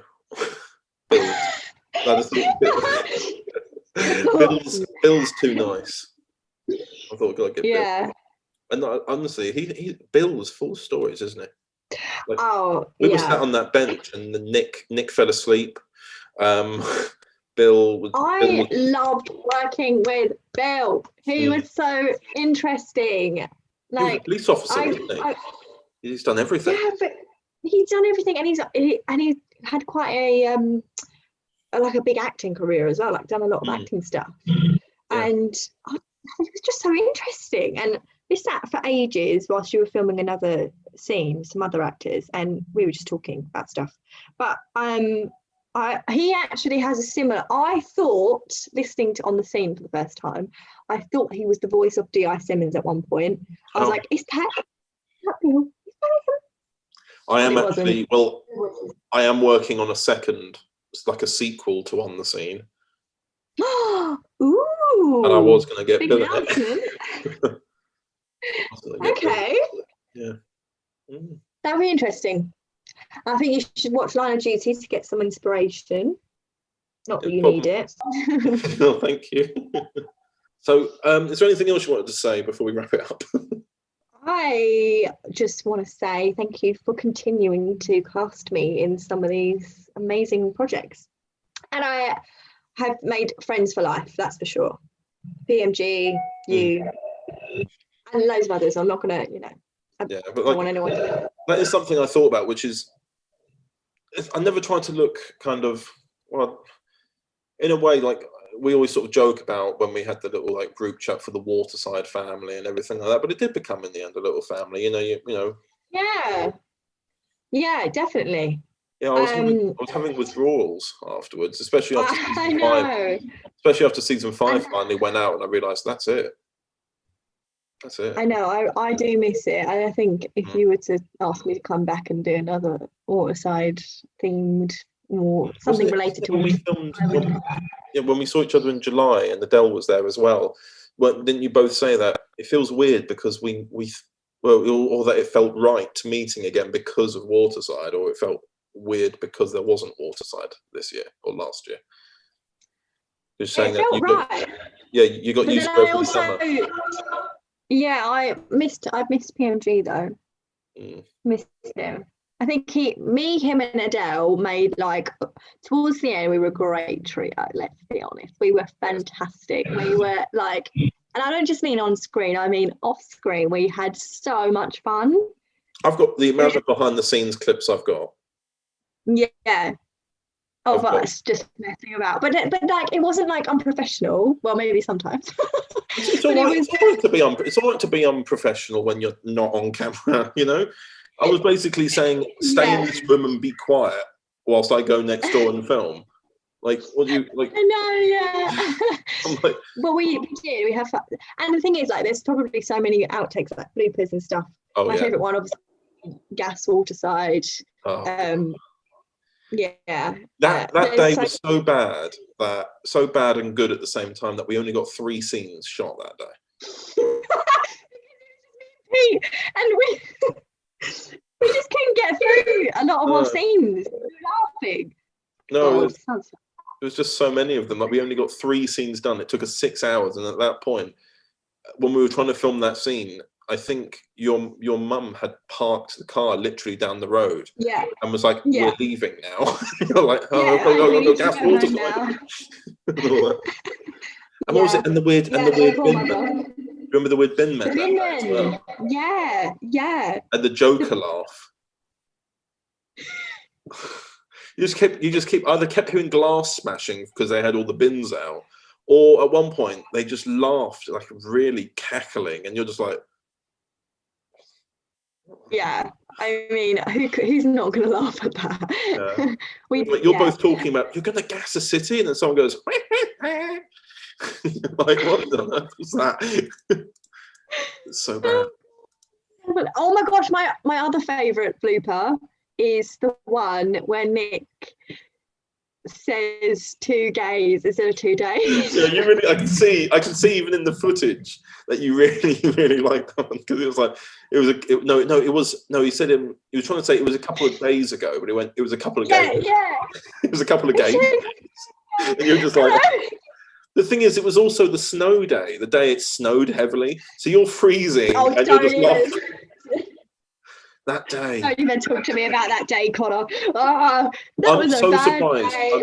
I'm so surprised we got away with that day. We went and sat in a pub and filmed for 6 hours, and nobody To stopped. be honest, I'm quite, as you know, I'm quite a positive person, right? I don't normally get moody or grumpy, but that day I was very moody, and it wasn't your fault. It was no one's fault. Me and Adele were just looking at each other like, oh, I'm so cold. Honestly, I felt like at the end of series 3, I actually genuinely thought I'd lost Adele as a friend. What? No, because her costume was not for winter. Yes, but I do remember PMG had that massive coat, didn't he? And he kept like putting it on Adele, and then me, and then Adele, like. Yeah, but who else was there? I was trying to think. Or even now, I sometimes want to go. Did I need to say no to coats? Like, couldn't she have worn another layer? But the problem is the way that we'd filmed her scenes at first, because we started filming in October, like end of September, beginning of October. It was still warm, right. And we'd filmed so many different scenes of Adele, but because your scenes couldn't be filmed until you'd finished a certain part of your. Because I think was it your final year when you couldn't film until December? Was it your second year? I can't remember. But basically, Am I in my second year? Yeah. At series 3, you were the last person to film because you were just swamped with work. So everybody had filmed by that. Yes. So at that point. As a result, Adele could not have changed her costume, even though it had snowed, because every scene she filmed beforehand, she was wearing that costume. So there was no leeway. I mean, I remember she was cold. I was cold. And I was wearing these shoes that weren't waterproof either. So the snow was just like soaking my shoes. But the thing that you did, which was amazing, is you completely changed the whole schedule so that we were filming inside. Like, you were really good. Honestly, that was so flexible. And if you hadn't done I'm that, remembering that day now. I remember because I was staying at PMG's in Benfleet at the time, and then we walked. Yeah. He got me off at Upminster and then drove off to find a car space, and I was just stood there looking out across the road as the road was no longer identifiable as a road, and I'm just like, oh no. And I'm thinking, is anyone going to get... It was so frustrating, like weather. You just can't control it. But you did handle it really well. Yeah, me, you and Nick had to go off by ourselves, and PMG had to stay behind to wait for Adele and other people. And then we fell into filming that scene. By the way, I still don't know who lived at that house that we called yours. I know. I never knocked so and cute, said thank you or anything. Because... I mean, but if they find Waterside on YouTube, they're gonna be like, "Hang on a minute, yeah, it's that's my house." Yeah, like this. It's really weird because we never knocked. We were there for hours on end, just outside their front door. It's like that little archway. It's like a little archway, so it's not. The sound is always there. Yeah. It was How good. did they not go and go? Who the hell are you? It's been 3 years. I know. I don't know how they. It always seemed like there was no one home though. No, like I did look through the window a couple of times, and there was nothing in there. But then sometimes there would be, and then sometimes there wouldn't be. So maybe it was like every now and again they were there. I don't really know still. Yeah, I don't know. What's that? Start talking about Waterside as we were going, goodbye. Oh, also about Waterside. We went on another rant. But yeah, like I know, yeah, but I could talk about Waterside. There's so many memories. I could talk about it for hours. God, So so many good. funny stories. Yeah. Oh, I miss them. I miss everyone. yeah. Hope that everyone's, doing good in lockdown and stuff. And it's also kind of funny that I was meant to delay Waterside season 5 filming until 2020 Oh yeah. because I wanted it to. I still think we achieved it. Thank God you didn't. Well, no, yeah. I mean, the reason I didn't was Ollie persuaded me to do it in 2019, but I also wanted to make sure that I had the money to do it, which even when I did it in 2019, I didn't. I remember, yeah. But you Yeah, 'cause at managed that point, it. I had to take like I had to get like a bank loan out as well. Yeah. So that was fun. And then Yeah. and then as a result, my pay wasn't very much back then either. It was only 800 a month. Yeah. So you had to pay that was out. being You cut had by a lot to pay out 300. for. Yeah, and then that was being cut by 300. So I only had 500 for the month to do what I needed to do. Even though I was living at home, I needed to sort out like travel and everything like that for work, and then also trying to pay everyone properly because I've not. Yeah. And I've also shot myself in the foot by having everyone sign a bloody contract, which is correct. It's a good practice to do and have. But I'm also like, everyone. I'm so grateful that everyone was so patient with me.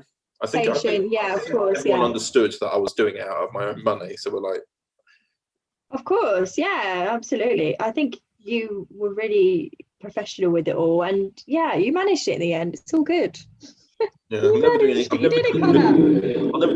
that scale again, though. I don't think. Not without proper backing. I can't do that now anyway. I've got I mean, to be fair, there was a lot of cast members and a lot of you did. I must admit, you did really well. Like that was a big project. And you must be so proud of yourself now, like looking back. It must be so nice to be able to look back and think, "Oh my God, I made that!" Like, well, yeah, do you know what I mean? When I made my films before, like when I wasn't, it was just friends meeting up or just giving favors. If it was ever going to be a multi-series thing, not a lot of people would come back because it wasn't paid. So I knew that if I'm going to have to make Waterside. And I want to commit to this 5-season plan. It's not a case of friends won't do it as a favor anyway. But it was a case of it also means that I'm maybe like for other actors that I might want to get involved. There's a bit more seriousness to it because there's money in it, Yeah. And as well as that, I just think it makes the project feel more professional, more legit. Like I think you made the right choice there. It just gave me more anxiety for other days when we'd say, I'm only an hour late. I'm like, yes, that is the X amount of money for the 5 other people who are here. Time is money in showbiz. Time is money. I think there was a day we had to sit down and wait for 3 hours, wasn't there, for someone to show up? And we were just like, there's 3 people here. That's X amount. Yeah. Oh. I can't remember. Yeah, I think I know what you're talking about. Yeah. It was season 5. Yeah. We ended up in the McDonald's. I mean, I'm not complaining. I love a Mackie D. Yeah. But I get what you're saying. It is very frustrating for you. I was just like, the time is money and everything is money. I could have a Mackie. I might have McDonald's tonight, You made me want McDonald's. I've got one around the corner from me. You must have one near you. Yes, I do. It's in literally in the town centre. In the town centre, yeah. I've got one literally up the road. It's not good because I'm tempted every night to get McDelivery. Or Deliveroo or Uber Eats, whatever it is. Yeah. Yeah. I've had to get a few of those because there was some my local co-op just up there, by the bus station and everything like that. Oh yeah, they're not allowing people in who aren't Deliveroo drivers because they're keeping a bubble. Oh really? Yeah, they're keeping a bubble where only certain Deliveroo drivers, they're doing like Deliveroo, Uber Eats, etc. They're only allowing certain people in to keep a bubble. Since lockdown. Crikey. So I got off the train from work and went, I'm going to go and quickly pick up some things, and I got refused. So I had to come home and order it through Deliveroo, and it arrived. It was like, I feel so lazy because it's like it's 2 minutes walk away, and I'm having to order it in. That's crazy. Yeah, I know the exact quote you're talking about. But it's like one of those things where it's like it's difficult with Deliveroo because then you're just looking at a picture of it. Whereas when you're there and you're actually looking at it, it's a completely different experience. You're like, well, no, I could have this, but then in the moment you're like, yeah, I don't know, and I end up forgetting. Yeah, 100%. Yeah. We shop in Aldi and then sometimes Asda, but the choice is much better in Asda. I love how we're discussing supermarkets now. And then at the moment I get a credit card, an M&S credit card, the M&S by the train station shuts permanently. Oh, right. That little M&S would have been so handy. And then, it's closed. I don't even think there is a new one now in Chelmsford. I don't know. Maybe there is. No, well, that's the thing. I saw it when I was coming back today. I looked and saw it actually reflected. All of the shelves are empty. Everything is cleared out. And it just says it's currently closed. It says currently closed. But I'm like, forever? Or is this COVID? I feel like that's probably closed for good now, that one. That's a shame. It would have been... hopefully they put another little store there, like a food thing. I like the way this podcast, again, has just evolved into our lives locally. I want to know about the shops in Chelmsford. Maybe we should just stop the podcast and carry on talking about local issues.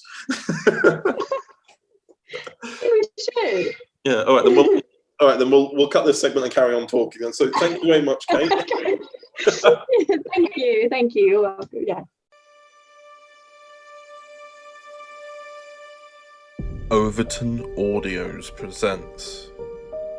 The trial is on the murder of Chelsea Baxter. Jack Grant stands accused. How can he keep doing that? I thought he confessed. The defence will do anything possible to get a conviction. Like the bastard Watson L. I know. It's not what you think. Was that Darren Kelly leaving the cafe? Yes, but it's nothing intimate. It could compromise the whole case. You're both key members of the investigation. The deceased was alive at the time of death. She was sat facing away from the shooter, and the bullet entered the back of her skull. Yes, call it in. I wish she hadn't died. But why sell her the drugs, you fucking prick? That was your last warning. Get him out. I just let my anger get the better of me. We've talked about your anger issues, Darren. You need to keep it under control. Isn't Jess Palmer also the cousin of Chelsea Baxter, who is the deceased in this case? I don't know. I understand that DS Taylor and you are friends outside of work. Yes, she's a family friend. There's a lot of family involvement in this case, Miss Palmer. These are all breaches of regulations. Hi, I'm DS Taylor. May I ask you some questions about a girl who visited here last night? Look, my club took a massive hit when Chelsea Baxter's story came out. I don't need another girl affecting my business. Her father lives in Shadwell. The body was found in Shadwell. We are also trying a case in court to do with a drug dealer and murder from Shadwell. It all seems too convenient. On the Scene 2, coming the 26th of February 2022 at 12 p.m. Welcome back. I hope you like the trailer. Hello, Daniel. Hello, Channers. And we are joined by one of the actors who is in this thing. Audio drama, I think. We're joined by PMG himself. Hello, PMG. Hello. No, I just stick to normal crimes. Yeah. Well, you were in the first On the Scene, weren't you? But you were just playing an annoying. I was Keith. Keith in it, mate. Keith, yeah, the nightclub owner. Proper bouncer, like. But obviously he owns the club. But yeah. But it was very much a cameo of IRG. Really, come on, it's going to ruin my business kind of thing. But without getting too much into it, we really develop on the character and how there's actually more going on in Shadwell than what was first seen. Because in this one, again, full disclosure for you both and for everyone listening, I've never seen Broadchurch. It's all right. The second series is about the trial of the murderer in the first one, and then everyone went, "Oh, that's Broadchurch." I've never seen it. It's just something I planned, and then I don't know if Based on Broadchurch. but basically, there's a trial happening in the background. There's another murder, and meanwhile, we introduce Kat Furness's character Bonnie, who was originally just the sort of childhood friend where they both happened to go into the same profession together. She steps up a lot more, and sadly, Stuart wasn't free to return to the role of I think it was D.I. Simmons. Yeah, it was D.I. Simmons, I think. But he is mentioned as if he is part of the trial, but we don't really hear him, sadly. Yeah. But that's why I thought maybe in terms of that, then it might be good to bring in Bonnie Taylor, as the secondary character of the story. Yeah, but did you like recording for On the Scene too? No, I never do. It was really nice to be able to bring what was, as you say, a cameo in essence, and expand it a little bit more. It's quite difficult for me to talk about the role without spoiling anything, so I do apologise if I sound particularly vague at any Shall I point. provide some context and then you'll know the parameters? Yeah, mostly because I've got a migraine right now, and perfect timing. It will mean that I don't have to do the thinky think because I can't. So in the first one, the murderer was obviously, they track their movements. There was clubbing involved. They go to find you. Turns out there was a fight going on, and it leads into a huge thing that it was a drug dealer.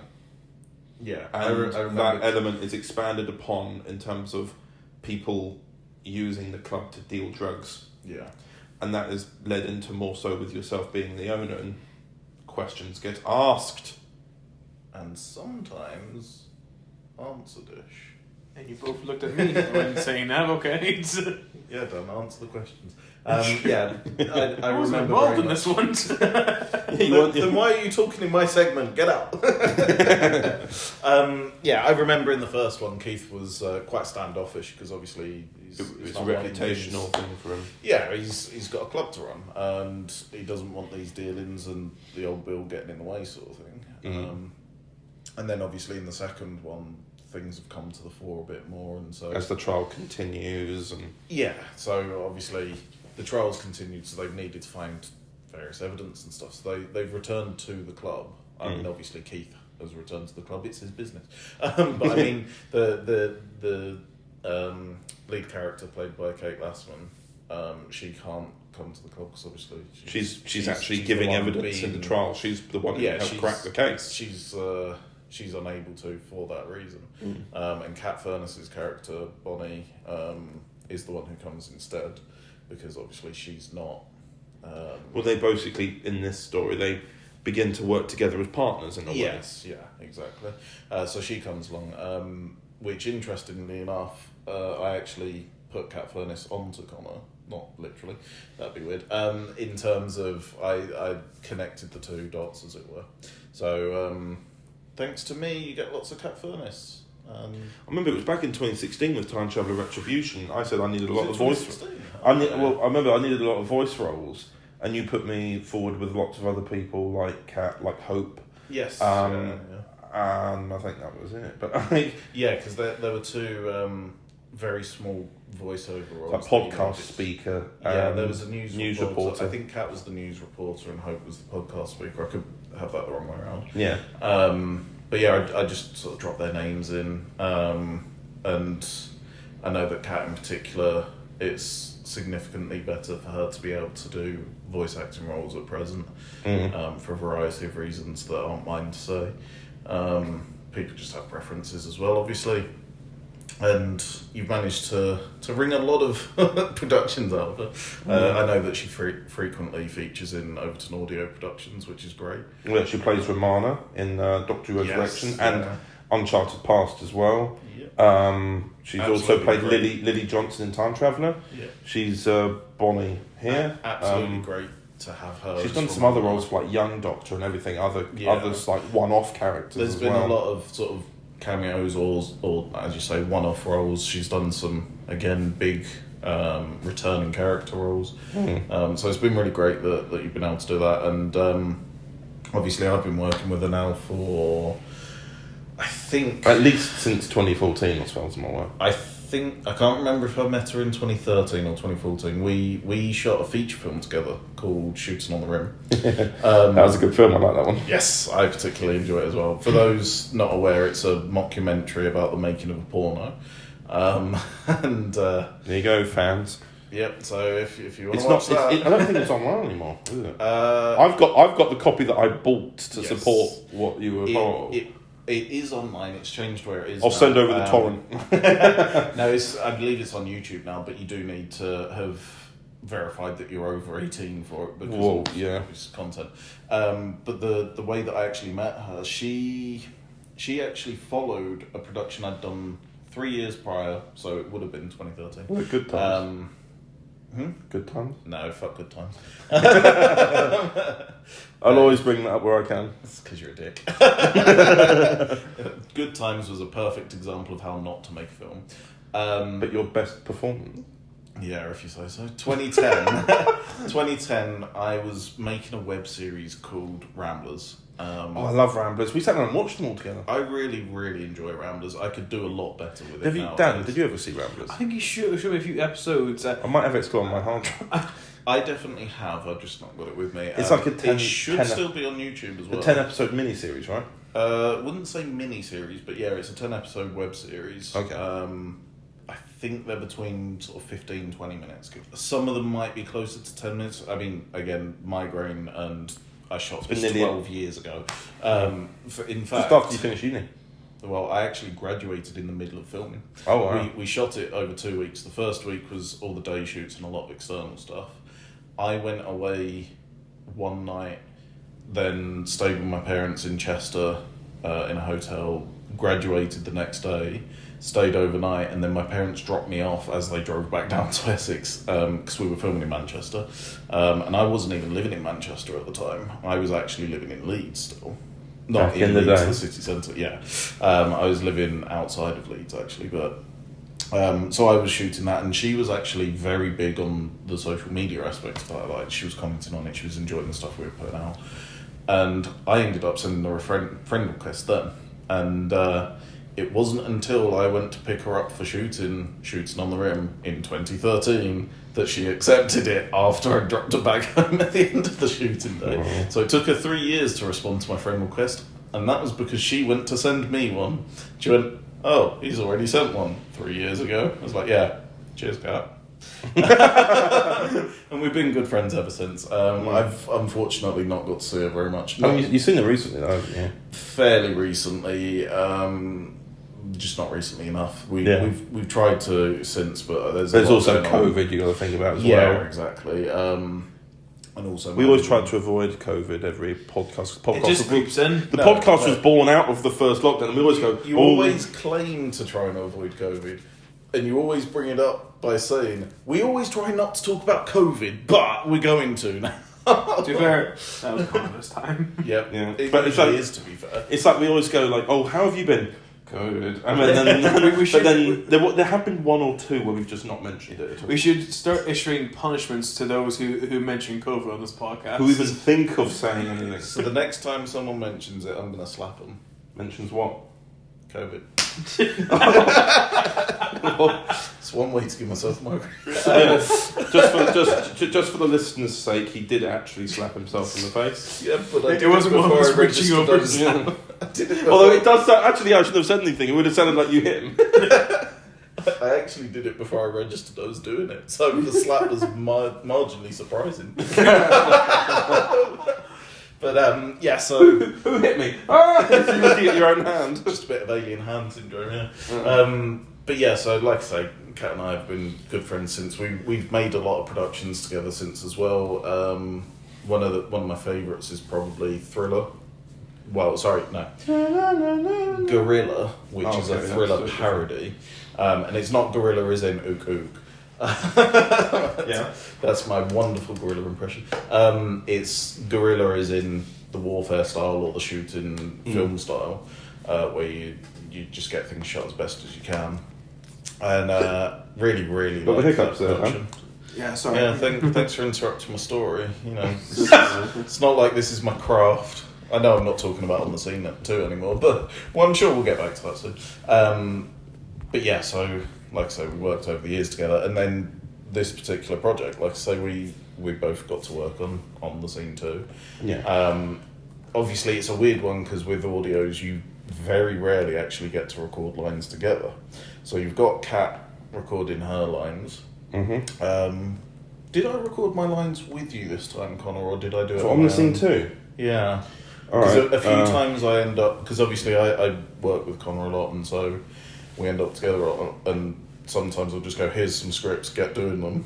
Yeah. Whilst we're sat next to each other. I think, me and Dan were recording yesterday. Yeah. Because we had some lines that needed doing. The last time I was here, I actually recorded 8 episodes in total, didn't I? It was, I want to say it was 4 episodes of Supers, maybe? And 4 episodes of an undisclosed production. Which is not, because I've... Right, let's have a look. forgotten. On the scene 2, I've got currently the schedule open. You recorded your lines on the 17th of August. Christ, that long ago? Last year, yeah. Oof. This was made between, literally, the only months I've got down here for it are July and August. Oh, okay. Well, at that point, I might have actually been at Ardacon, or it was just before then. But yeah, so I imagine I probably recorded those on my own. But so you've got Kat, who actually happens to live around the corner from me now. She's living in the same place where I first picked her up from, but I've since moved near hers, not for any reason other than that's happened where I moved to. Yeah, just keep digging. And yeah, so she's in her flat over the road or whatever, recording her lines at whatever point. There's me recording my lines in my flat, or potentially in a hotel. Wouldn't be the first time. And yeah, so we're trying to obviously perform the way we would perform, but also perform in a way that we know the other would interact with. Yeah. And then Connor's got to hopefully be able to marry those together, sort of thing. Now, obviously, Kat and I have worked together enough times that... I should have just made you meet up and record together, shouldn't I? COVID. Yeah, so, I mean, we could have done, potentially. Although, knowing us, we would have taken significantly longer to do it. We tend to laugh a lot and make stupid comments and... Especially considering what was happening in the scene as well. Yeah, like, we would have just been giggling the whole time. And... yeah, I mean, there's a lot of times where working together has been difficult because it's fun, and that sounds really, really stupid.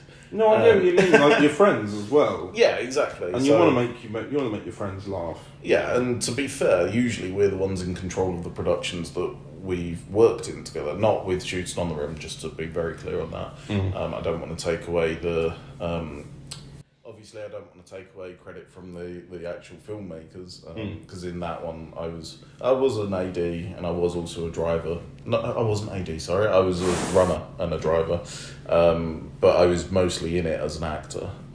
For Shooting on the Rim. So I don't. You always end up doing more. Yeah, always. Remember when you were just the actor on Waterside and you became a full producer? Yeah, I mean, you got from first AD to full producer. Well, I wasn't even first AD at first. I was at the end of season 2. You were basically telling everyone where to go. Yeah, season 1, because let's remember I was in season 1 of Waterside. I was just acting. Season 2, I was just acting until near the end, and then I was. It was because we were making it so slowly. It would have taken me the best part of a year to do because I was doing it, and then you were like, just get everyone here on the day. Yeah, and to help you out, that was when I started bossing people around, and they were comfortable with me essentially being the AD. Yeah. I think on that last day, actually, we did make me officially the AD for the day anyway. And then that bled over into season 3 anyway. Yeah. Whenever you were there anyway, because you couldn't drive down all the time. Yes, obviously it's difficult because living in Manchester and you being in Essex, and that's Essex and London being where it got shot. And now I see you weekly. Yeah. So then again, that's me and you travelling to meet in the middle. Yes, yeah. We meet in the Midlands most of the time. For work. Yeah, and then come season 3, I did some script editing for season 3, I think, didn't I? I think you're the main script editor, then we had the once over from other people like Cynthia, and I think with season 4 it was a similar thing, but no, it was that Hannah. I think season 3 was Cynthia. Season 2 and 3 was 4. Cynthia. Oh, Season yeah, 4 yeah, and well- 5 was Hannah. Well, for season 2, I think Cynthia was looking at the edit rather than the script. Oh, okay. Which she wasn't in the pre-production for season 2, I don't think. No, season 2 was very, very early days. It Yeah, was only like Hannah I at say, that point. because to start with, I was just acting in it. Yeah. Season 3, that I started to expand the role. Season 4 was when I was going to almost take over the production role aspect. Yeah. Except someone got in my way with that a bit. Not Connor, to clarify. But they did kind of get between us, and I'm not very happy with the way that we ended up working together. We're still not forgiving you for that, Dan. Can you please clarify in the podcast it's not me? As much as I blame Dan for a lot of things, this particular one wasn't his fault. Let's know I didn't make you completely miserable during war sessions. Yeah, well, we'll see how it goes. But no. You know, I spoke nothing but nice things about you Yeah, I until know. now. Yeah, and now you're going to keep speaking them.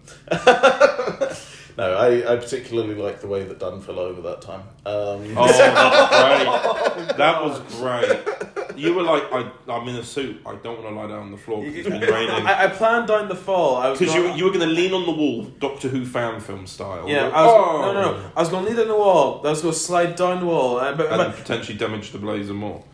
No, but gradually. But it was going mainly like my hand just sort of like easing it down a little bit.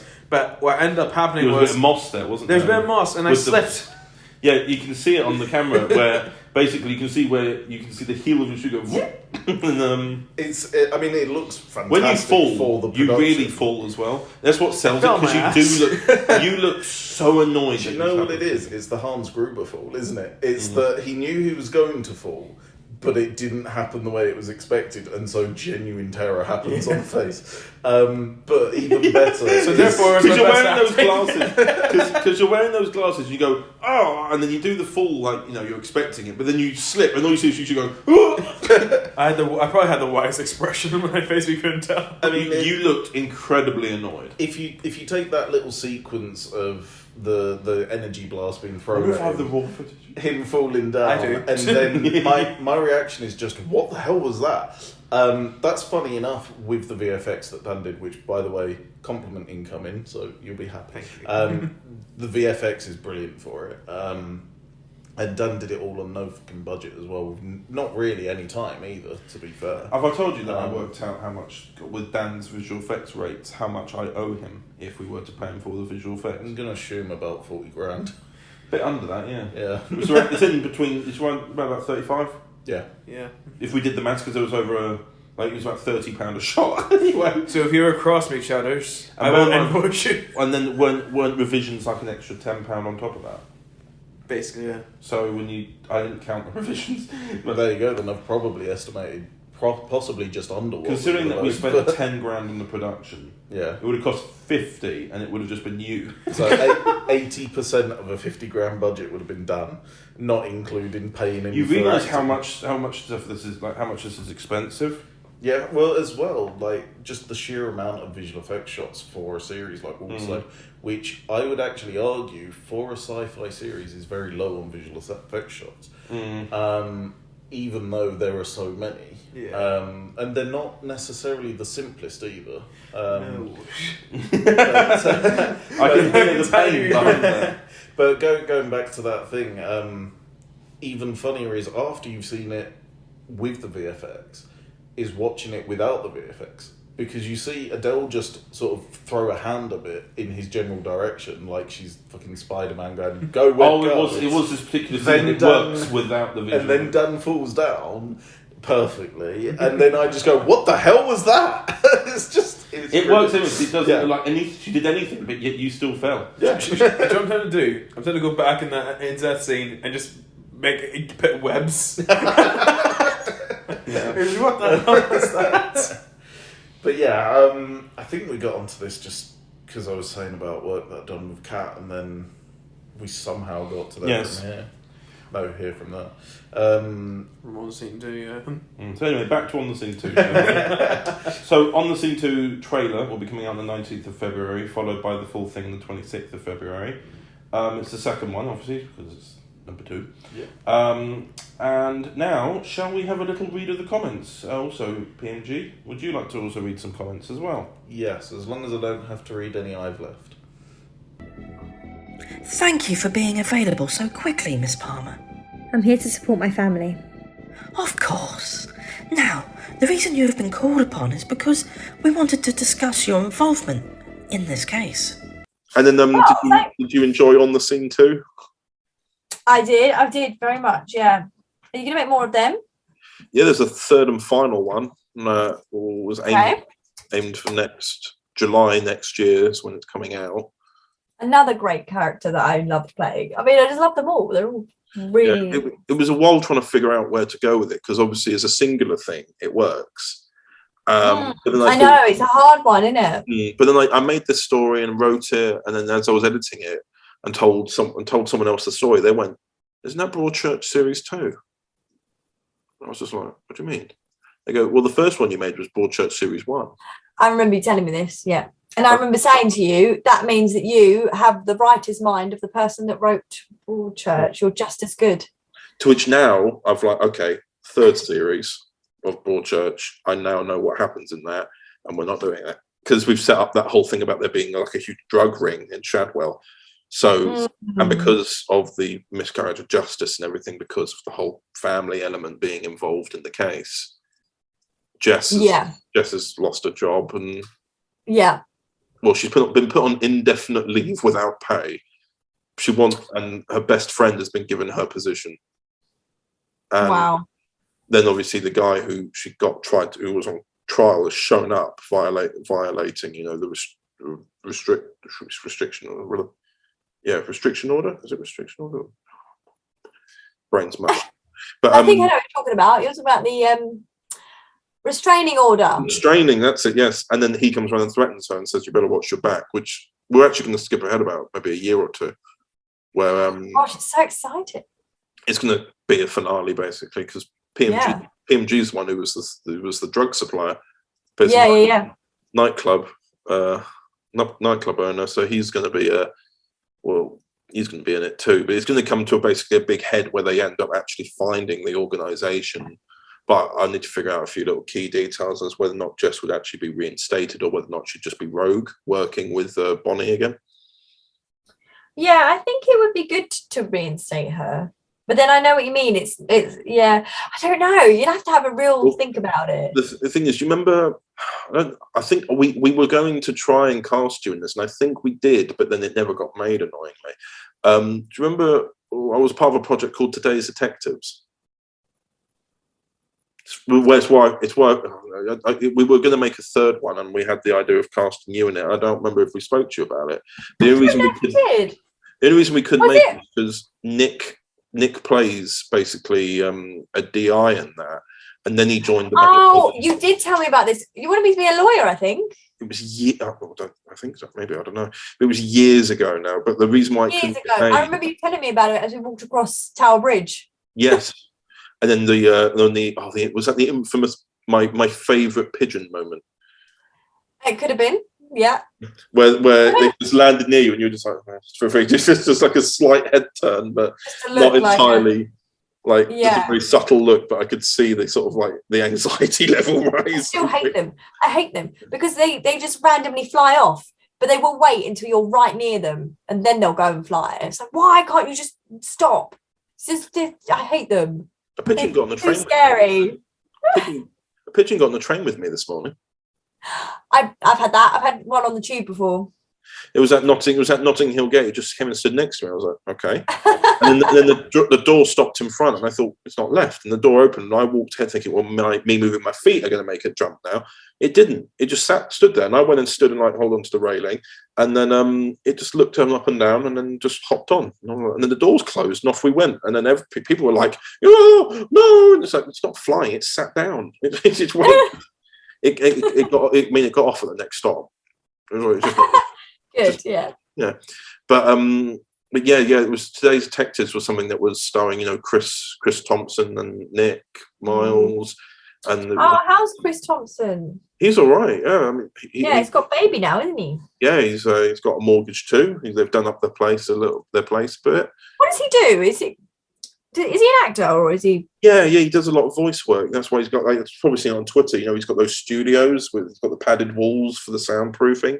Right. He's made a couple of jokes where obviously it looks a bit suspicious to the neighbours when he's buying a load of soundproofing. Did he get cancelled at one point? He did get cancelled. Yes, that was the. I remember. Excuse me, Connor. I'm so sorry. I'm so tired. No, I think that was the Clara thing, wasn't it, on Twitter? Because Clara. He posed with a cardboard cutout who, obviously the character was smiling. He went, "Oh, at least you smiled for the photo." But because at the same time the actress was actually having a bad mental health day, people like Clara stands lined it up with that. But the problem is as well, he also just took the piss on Twitter. He was like, and I was like, "No, mate, you're really fuming." Yeah, I imagine it wasn't intentional. No, but he was out with mates at a pub, so I'm like, well, yeah, he's in good spirits. But no, essentially with Today's Detectives, the only reason that we couldn't make the third one was because Nick joined the Metropolitan Police, and you're not allowed to play a police in the media. Yes. We didn't make it, but essentially in that at the end of the second one we made back in 2015, the detective character in that actually gets arrested for kidnapping the perpetrator before they got proved. So he ends up going to prison. But the third one, which we were going to plan, which is what I'm kind of leading to with this, which is he doesn't initially actually get hired back immediately because of his previous conviction, but he does end up helping in the capacity of like a private detective. Okay. That's what I was trying to weigh up with this, because obviously Jess hasn't got a conviction, but there is a mark on her record that, you know, she did hinder in a case that meant there was a mistrial. Yeah. So like I'm thinking like that wouldn't like, and that could work. I like that. Did you have the chance to listen to On the Scene too? Yeah, I listened to it. Did you like the way that I was the one who fired you? Yeah. I hadn't cast myself at all in it. I thought, well, I'm going to play the one going, no, Jess. No. I love how you make cameos in your own projects. It's so funny. Are you aware of all my different voices? Well, of course, I've heard many different voices. You've heard Michelle? No. You don't know about Michelle? Go on, tell me. Because it's like I've got like Alan Overton who's like, "Hello, mate. Yeah, just go through here," and he just changed, and you just change the pitch a little bit, and then there you go. You've got like Jacob who's like, "Oh, hello there. Yes, please come through," and then you just pitch again. Michelle's oh my God, I bet I've listened to audios and like not realised it's you.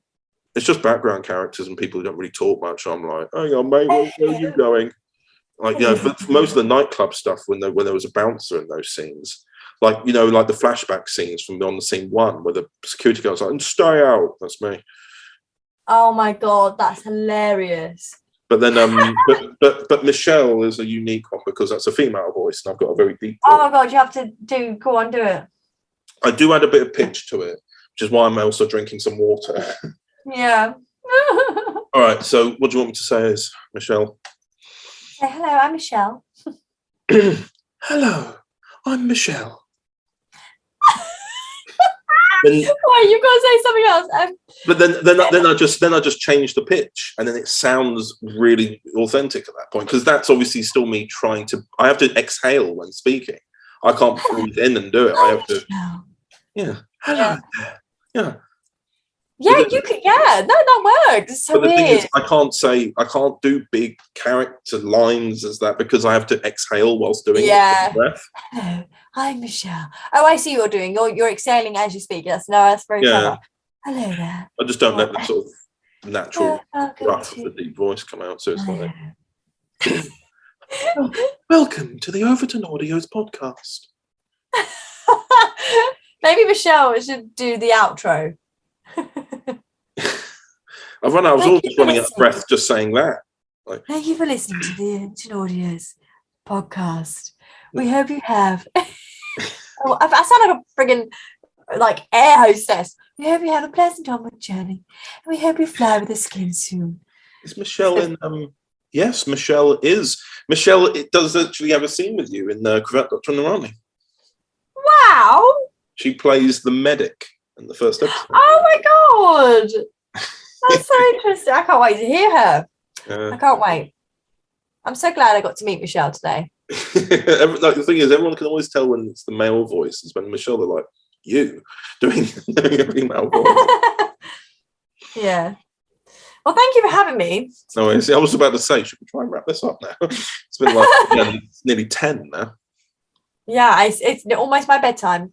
Oh, well, thank you again, Kate, for That sounds good. being available for this. And again, the Cravat Dr. Narani trailer comes out on the 9th of April, along with the episode starting from the 16th of April and weekly from then on.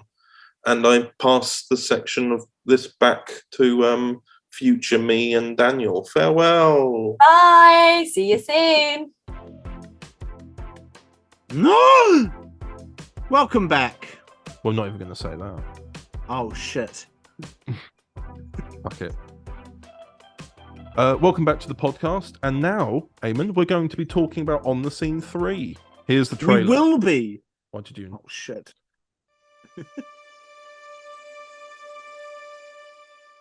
Overton Audios presents. Hello, dear. How did it go? No prison time, Mum. Oh, thank goodness. I'm so sorry, Jess. Where did you go, Bonnie?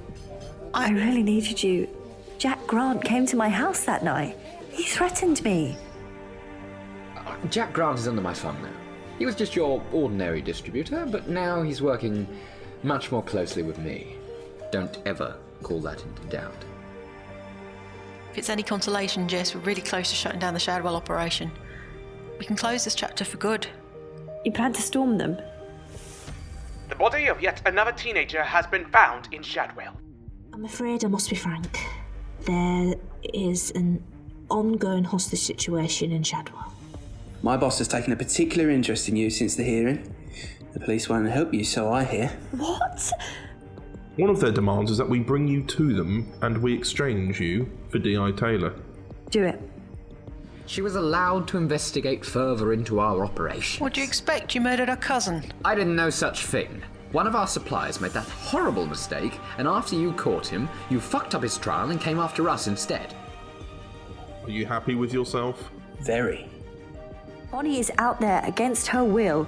We may have had our differences in the past, but she will always be my friend. I'm not giving up on her.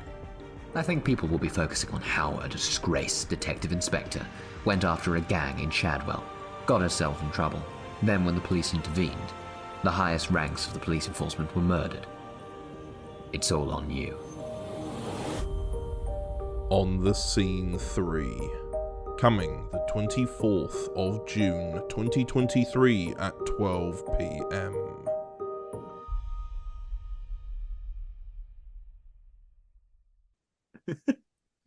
That made it. I didn't know you were going to make... I didn't know you were going to say the trailer. Oh, yeah, of course we're going to play the trailer. So anyway, On the Scene 3, what are you doing? Anyway, on the...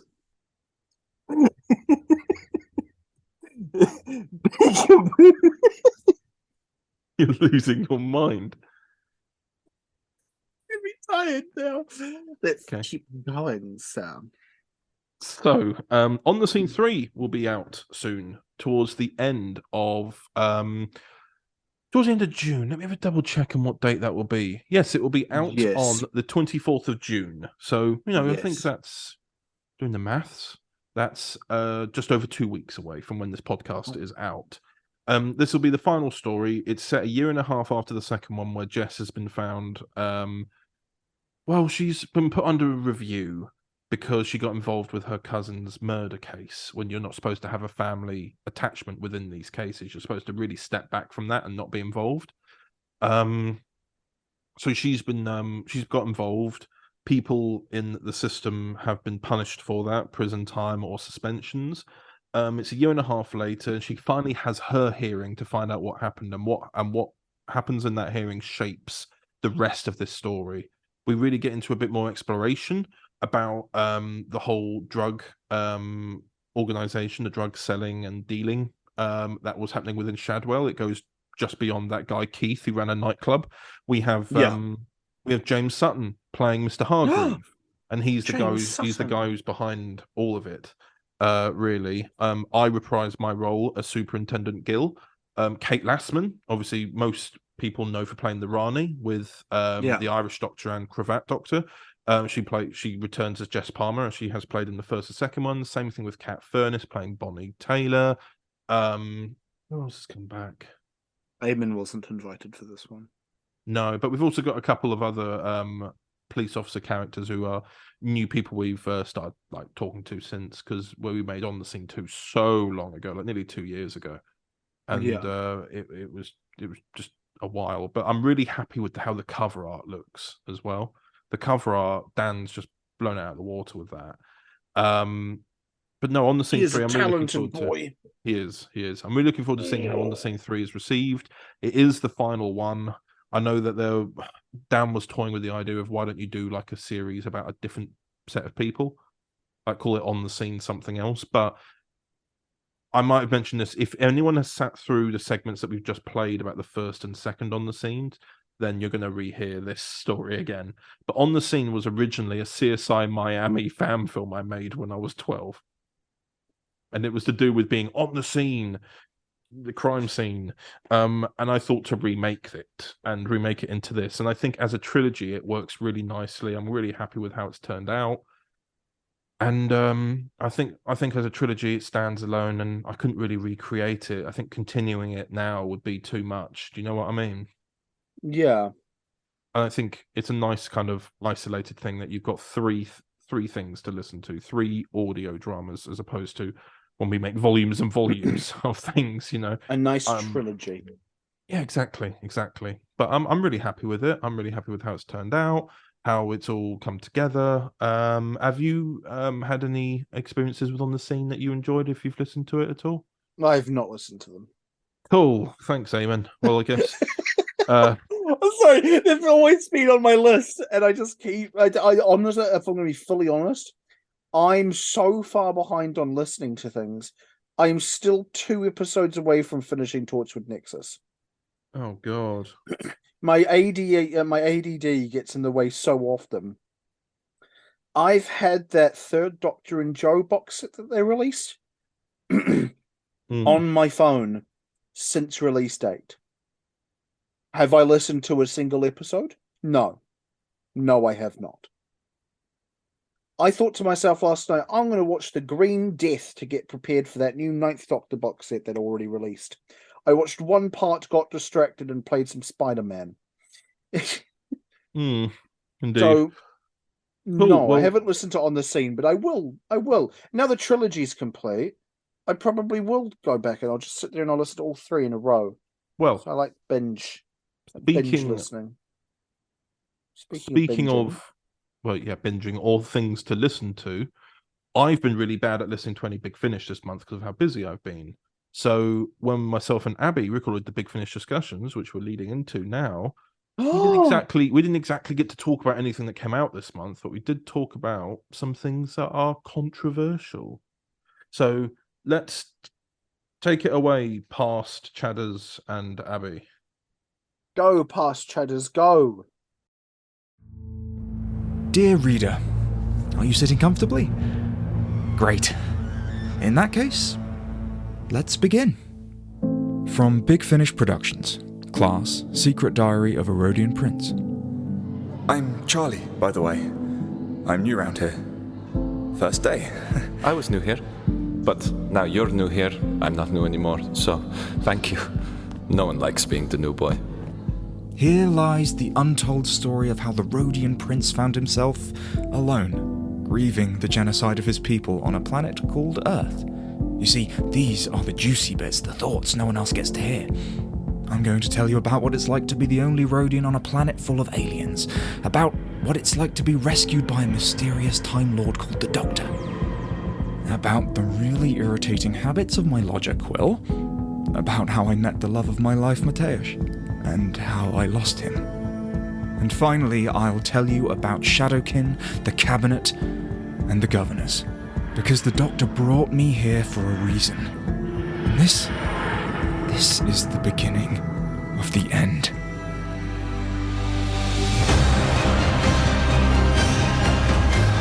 Should I have just let us die then, rather than use the cabinet? Is it not better to die with honor than become the very thing you despise?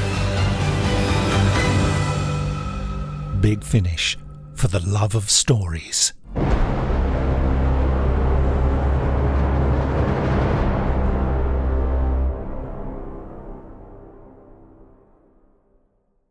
And welcome back to the podcast, and I'm here with Abi Louise. Hello, Abi. Hello. And we're talking Big Finish discussions. However, I've been a very busy man this week. This is a monthly podcast, so this month. So I haven't been able to listen to what we were originally going to talk about, which was Torchwood Among Us 1. I haven't even scratched the surface, and I'm still trying to catch up on everything else. So we said as a backup that we talk about the Class audio that came out. I mentioned that maybe a couple of months ago, back with when George was on. But I previously said I was saving it for this. So here it is. And then we'll talk about the Genesis of the Daleks segment, which, of course, I haven't listened to either. Still trying to catch up. And, we shall see. We shall see, because there was a bit of controversy around it. So I wanted to discuss that, because there's a lot of little bits and pieces about false advertising and stuff like that. So, Abi, what did you think of the Class audio? My internet is unstable. That is why I spoke for so long. So I saw you were frozen. You were frozen, and I was like, I've got to speak and extend this for as long as possible until she starts moving again. I was like, is it him or was it me? No, I just carried on talking. Right, what did I think about the Class audio? Yes. Yes, right. So, it wasn't as good as I thought it would be, but it was good. 3 months I waited. 3 months. 3 months for me to go. It was all right. At least when Eamon listened to it, he was like, he listened to it within the week and was like, yeah, it was all right. It was nice, this and that and everything. And you're like,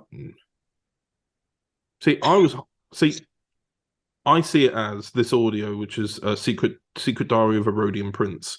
I see it as it is a recap of Series 1 mostly, but it has some newer elements in there that kind of add to Series 1. Like they're talking about moments that happen between episodes, like Charlie and Mateusz, and it only serves to strengthen the relationship. Like when Mateusz becomes homeless and has to move in, you have like a nice moment there where they adjust to living together, and obviously it's primarily stuck down to those two cast members, but it's just nice to see it from that perspective, because obviously you know that he was throughout the whole series struggling with identity anyway throughout the whole thing.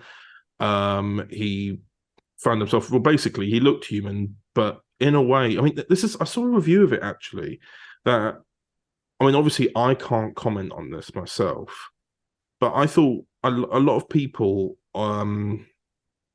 especially autistic people, were commenting on how Charlie is written, because when you look at it, he looks human, but everyone thinks he acts a little strangely. And a lot of people thought it was thought that this was like a parable for an autistic schoolboy, basically trying to fit in at school, and people aren't quite getting him and stuff. And I thought that was nice. Obviously, I know I can't comment on that myself, but I thought that was something nice anyway. And it was I get you. Yeah, finding people who connected with him, and then obviously they fight aliens on the side anyway. But like it was just something nice, and I thought it was a nice parable, especially for those who need it. But also, I really like the tie-in at the end with a potential second series. Yeah, that was the highlight of the whole thing for me. That's when it changed from Charlie to the chairman. Yeah. Him reading the diary. Basically being... Because when you look at the synopsis, it's what if the diary fell into the wrong hands? And I was thinking that throughout the whole time. And there was that moment when Mateusz was reading it, and I thought, I wonder if their relationship's going to be on the rocks because of this. But then it wasn't. And then you carry on watching or listening to it, and you're like, well, whose wrong hands is it going to be? And then at the end, it turns out it was. But I like twists like that, though, when it was like, it was always in the wrong hands. That's the point. He's got the diary. The Cabinet of Souls was opened. They've already said that they can already fix April, so that already solves the series 1 cliffhanger. I am really, really, really hopeful that they continue it, sort of like how they're doing with Torchwood, ironically. They're doing the story continues. They could do that with Class now. They've done, what would this be? Oh yeah. 4 volumes, and they always, Big Finish make things in sets of 4 anyway for the episodes or volumes. That they've done that set of 4 within the first series. That I'm like, well, yeah, they've now done this special, which you could class as a series 2, episode 0, maybe. But it stands by itself as a recap of series 1 to reintroduce you to the show through the medium. That's very much what it is. That's very much what it is. It's just a recap. But it also works by itself.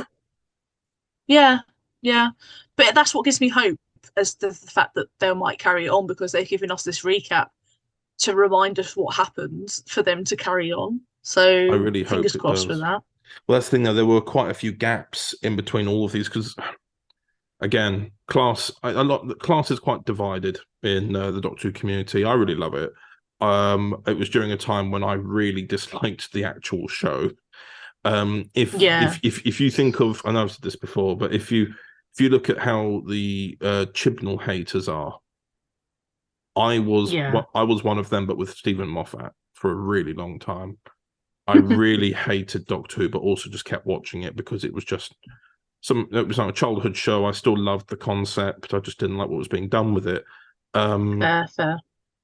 But I really didn't like the show for what it was at the time because I felt like it wasn't taking any risks. It was playing it too safe, which is why I was so glad in the first episode of Class when you actually saw consequences. People actually got hurt, and the Doctor was there to witness it as well, to show that we aren't too disconnected. Because that was at a point when I was like, oh, Torchwood and the 12th Doctor in the same the same universe.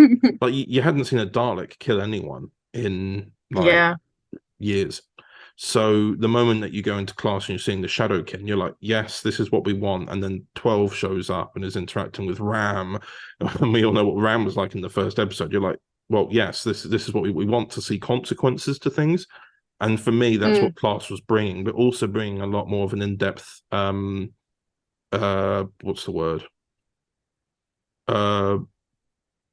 In-depth recovery, aftermath for everything that had happened. Like, everything that had happened with April and Ram, a lot of people commented on at the time was happening quite quickly, but they address it as well fairly quickly afterwards as well in the detention episode.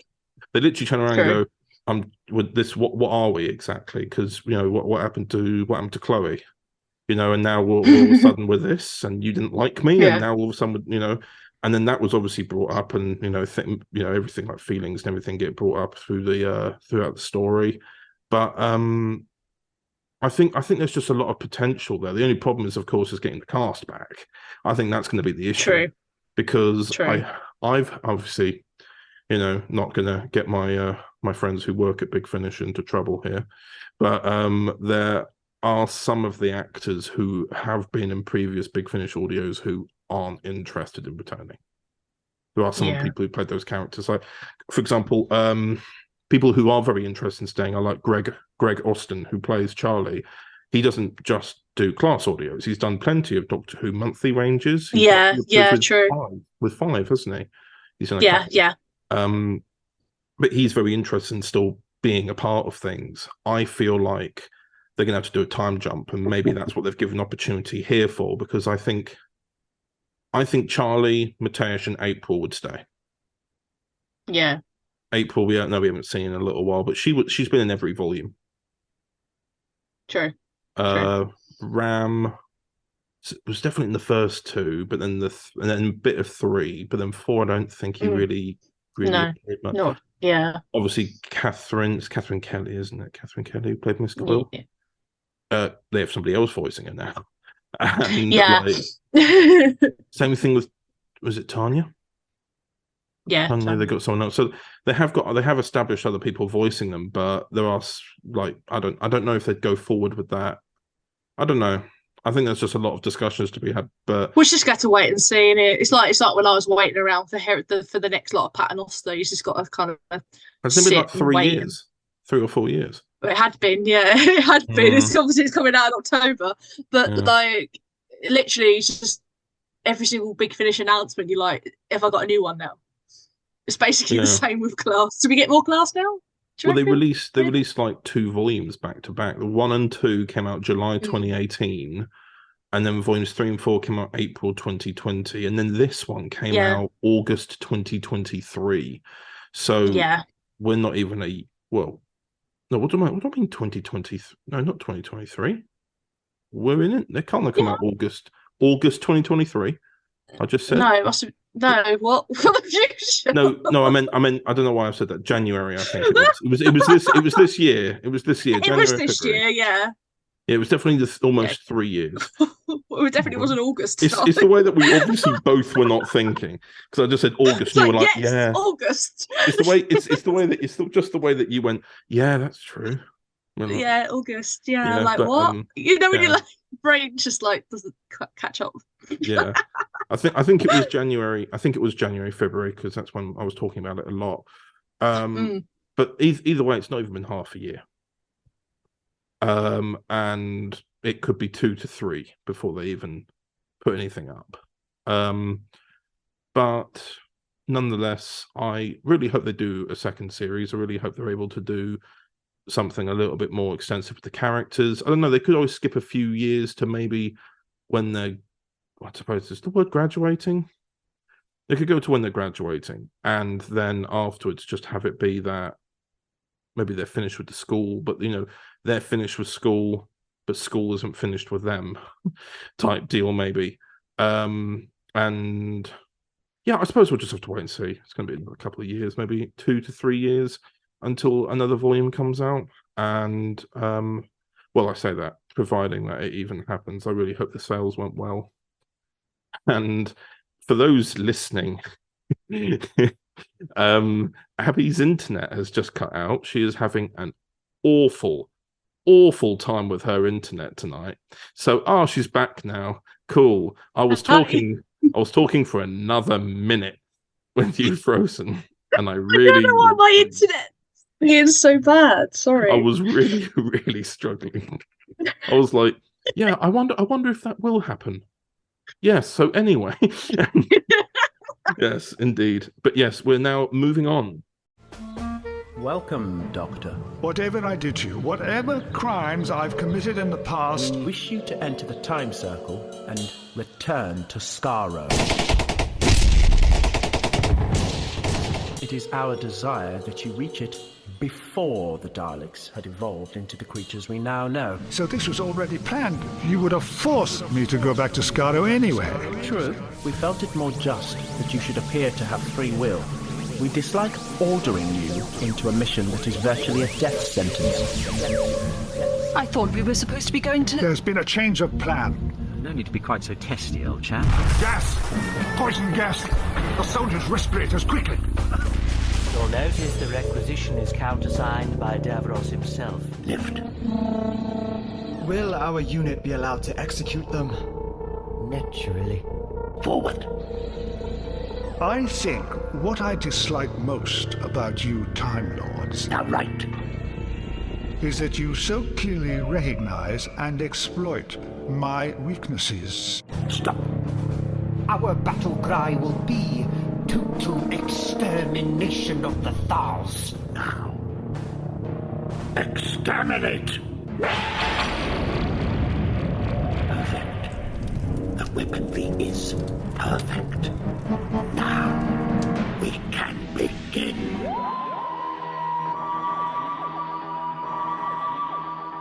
This will be a moment that will live in history. Big Finish for the love of stories. Doctor Who Lost Stories that came out only in the last week or so.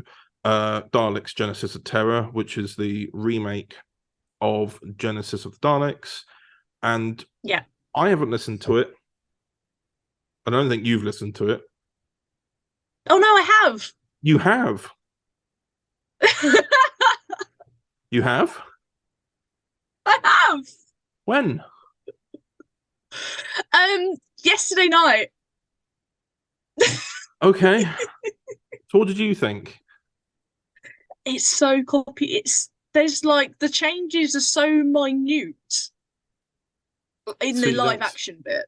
See, I was going to read out a few reviews from what I've seen of Doctor Who Twitter Big Finish reviewers, and they're basically saying what you've just said. A lot of them have said that basically, in some cases, Tom Baker was written a little bit too Hartnell-esque, and they just kind of adjusted that because this was Tom's first series, so he was still actually mainly written as more written as 3, because it was series 12, season 12 was basically a Pertwee season, but with Tom in, and that's when it was still very much fit within that original. Yeah, you can tell that. You can tell that 100%. But I will say one good thing about this audio, though. Only one.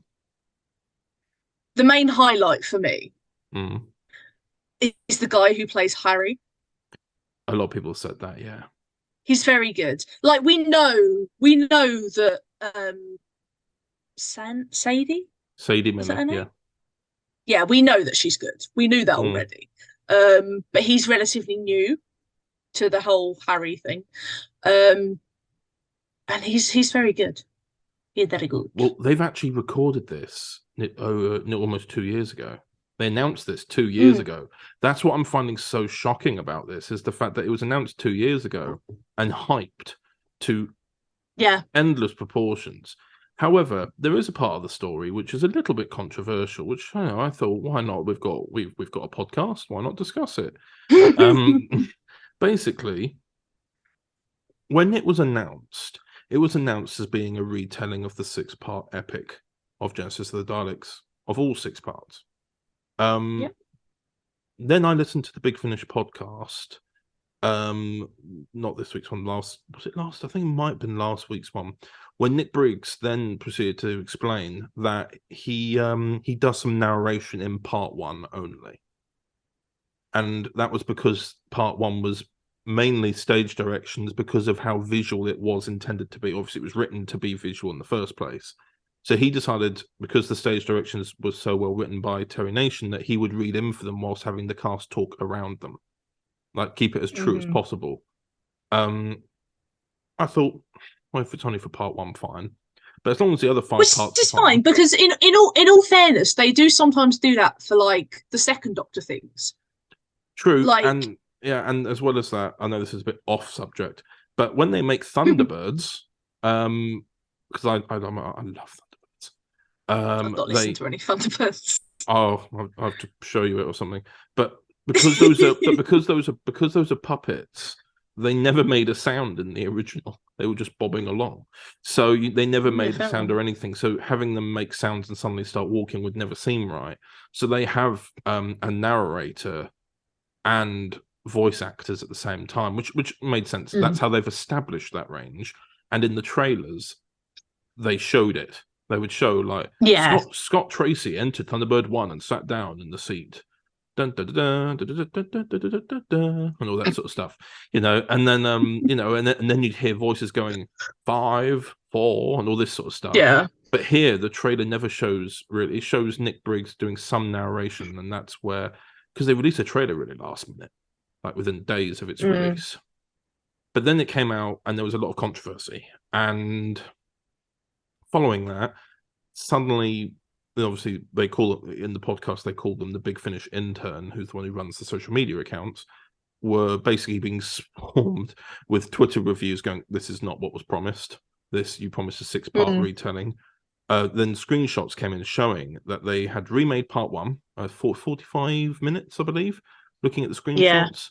And then parts 2 to 6 was somewhere between 2.5 to 5 minutes each, and it was basically the cast reading the storylines for what the story was meant to be. He only wrote, and then it's revealed he actually only wrote the first episode before being told to go in a different direction. And I'm just like, okay, right, that's not what was being told for It's not a retelling, is it? No, not really. And then as well as that, which I thought was particularly cheeky, was even when you add all those parts up together, the interview with Philip Hinchcliffe is an hour 20, and is still like half an hour longer than the main release is being advertised. And as well as that, Davros only has 3 lines, and it's implied that cover art looks like the whole thing, all 6 parts. Yeah. They could have done something to make it really look lower. I would have had Daleks in the center of the cover, in shadow, with kind of like 4 in the companions. Well, literally, Tom is on the Tom is literally on the cover with the 2 wires, and that scene's not even in it. Yeah, like it's just been a massive misstep. But then people started saying this is not what you said on the website, and the intern responded, "Yes, if you look here, it says this." They then responded with, then the people who were making the accusations commented with screen grabs showing on the website that they changed it after it had gone on sale. Oh, Christ. Which is not good. Bad. No, that is not good. Oh, dear. So I thought I'd read some of the reviews. Because why not? Right, so I've got this is the first review I saw on Twitter from Big Finish Reviews, he's quite a harsh critic of Big Finish anyway. He's not. I know that his #1 disliked range at the moment is what they're currently doing with the 6th Doctor and Hebe. But that's mainly because of how the cover arts are made, and then they're not really sure what's going on around it.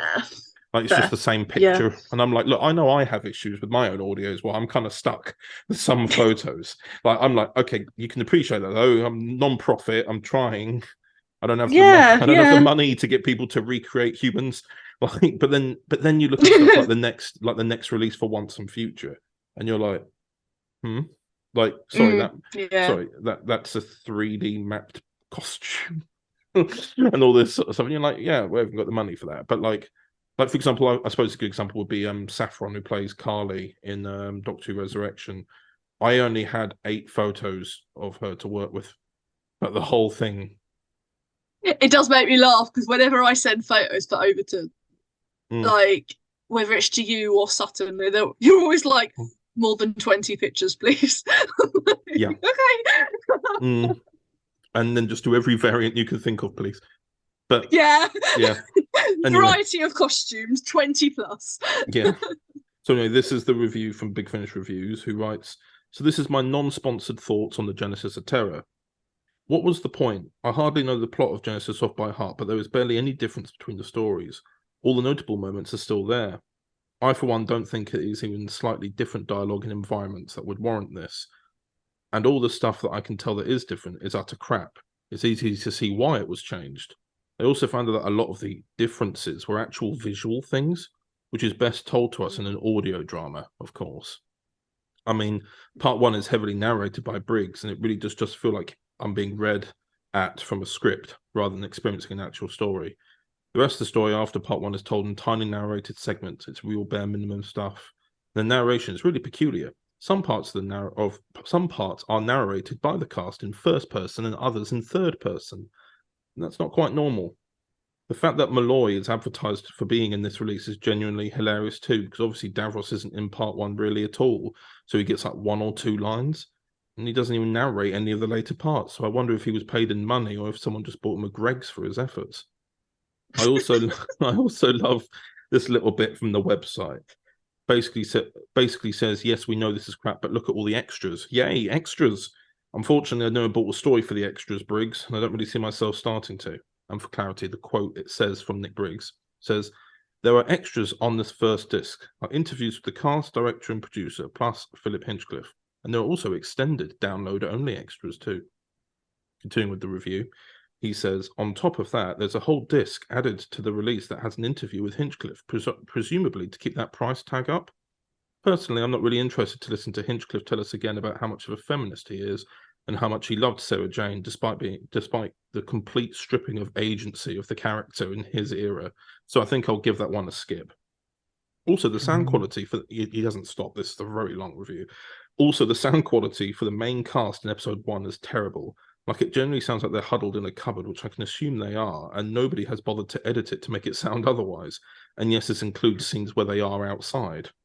The only real positive I can think of here is Naylor's performance. He's improved a lot over time, and his Harry is honestly spot on here, and I look forward to hearing him in more. So there's my thoughts. Buy it if you want to, but you'll just be disappointed. I'm not sure...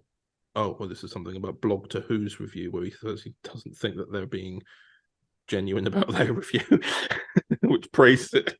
So we won't go into that part, but nonetheless, that basically echoes everything you've just said anyway. Yeah. And a lot of the other reviews, which I've sent to a couple of friends, going, "What do you think of this?" I've basically said avoid the next one as well. Like the next one, it does make me worried for the next one. Well, Arc, isn't it? Well, yes, the arc. There's a whole a very personal story for Eamon on this one, which, of course, the arc is known for being a Wirral story. Yes. He is actually... yeah, because was that the cover art that changed? Mm-hmm. Oh, for Christ's sake! He is so hurt by it because he saw it and went, "Wirral," and I was like, "Yes, Wirral," and then one day it just changed to a blob man. And he was like, Wirral? And then there's just Wirral are not a part of it anymore. They've just completely changed, to which I've heard whispers from people I'm trying to associated. think. So, like, when, because the Wirral, if they end up doing the same sort of thing, the Wirral aren't in part 1. Oh, I mean, firstly, when we discussed this, originally, you went all lawyer on me, didn't you? You were like, well, as you can see from the advertising standards. I was like, all right, let me, okay. And he was like, yes, false advertising, sue them all. I was like, oh, okay. Well, I think Eamon might, if he buys it and goes, there's no we're in this. But that's also part of the problem is I really don't know what's going on because they recorded these back to back. So there's been a massive error here, which worries me as well. Because I heard that because you know the new Doctor Who Unbound they did with Colin as the War Doctor, they recorded for Harry and Sarah Jane at the same time as making this, which makes sense because it's all the same material. Technically, they did make part 6. Yeah. Technically, this is the version where this is actually the universe of the Unbound. Also, I did see in another review, I was going to read them, but that first one was quite harsh, so I thought maybe not kick them while they're down. But one review I did read, which was really interesting, and you can probably, now that I know you've listened to it, you can confirm it. Apparently they've added bits to the script that reference the Time War. I've heard that apparently in the beginning, when the Time Lords are talking about it, they say we foresee a Time War or something like that. They've changed it. Is that the case? Yeah. See, I didn't mind that for the Return of the Cybermen, because I don't know if you saw, but John Dorney? I think it was John Dorney who adapted that, and there was, because obviously it was always a curiosity about how do you treat them, canon or not. But Return of the Cybermen, he'd written an extra scene at the end, which got remade by quite a few fans because he actually posted the whole deleted scene and script segment, which was the Time Lords arriving in, because this was during the time before the Time Ring, or during the Time Ring saga and everything like that. So there was kind of a theory that with Return of the Cybermen, when a Time Lord would appear in the TARDIS and go, temporal interference, do it all again. But basically implying that he goes to say Time War, but then his voice drowns out as he says the word war. Yeah. And then they land again, but their memories are suddenly shifted, and they basically go and do Revenge of the Cybermen. Basically saying that they just did Return, and then the timeline shifted, and they just went and did Revenge instead. I like that idea that the lost stories are what was meant to be before the Time War reverberated back. I do like that idea. Yeah, I like that idea. Yeah. And especially for a lot of people see Genesis of the Daleks as the first act of the Time War, which in a way it was. It just... Yeah, makes sense. Well, it was the Time Lord saying, destroy them before they even existed. That's an act of war anyway, even for the Daleks. So, True. So my view on it is that depending on it, I thought of it as a good headcanon. But then I'm just thinking, why would you why would you announce it in this one? Like, you know what I mean? Why not actually just have released something on the end of Return of the Sun, a whole story, and then have the twist be, this is how we're choosing to treat it, rather than Genesis of Terror, where you don't even, it's the Doctor Who story. It's the most popular story. How could I don't swear often in the podcast, but how could you fuck it up that badly? It's no, I am gobsmacked by how much they've messed this up. And I've not seen a single person say anything positive yet. Like, don't me wrong, some of them are like, oh, it's fun. It's a little bit fun to hear them all again, but where's the rest of it? But it always leads back to, I wanted more. Nobody feels fulfilled from this. It feels like they promised more, but they didn't give it, and that's the bit that worries me. There's a reason why it feels that way. It's because they did. Yeah. They promised 6 parts, and then I wouldn't be surprised if they just ran out of time, and then just went, oh, we have to release something. I would not be surprised. But hey ho, that's our segment, Bad Mouthing Big Finish, over. Hopefully next month we'll have something to talk about. Maybe because hopefully my schedule will allow me to talk about something. Maybe we'll talk about Torchwood, Among Us 2. Yeah. We'll talk about Among both. Us 1 and 2. Oh god. Yeah. Fingers crossed. But yes, anyway, thank you very much, Abi Louise. Thank you. And thank you for having me. Of course, anytime. Anyway, back to myself and Eamon in the future. Welcome back to the podcast. And now, Eamon, it's the end. But has the moment has been prepared for. It's my future self, covered in white cocaine shit. Yeah. He's sinking in my head. That's the moment.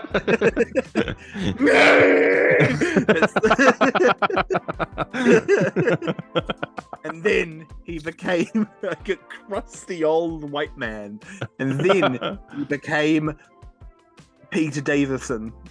Not Pete Davidson. It's a different one. Though I'd like to see Pete Davidson play the Fifth Doctor. That'd be interesting. Do you remember when people were saying that Kim Kardashian and Peter Davison were dating, and everyone was like, "What?" They were, though. Oh, they were. Oh, I didn't know. Did you not know? Don't gaslight me. No, they genuinely were. For like months. Pete Davidson. Yes. Yeah. Not Peter Davison. Oh, I thought you.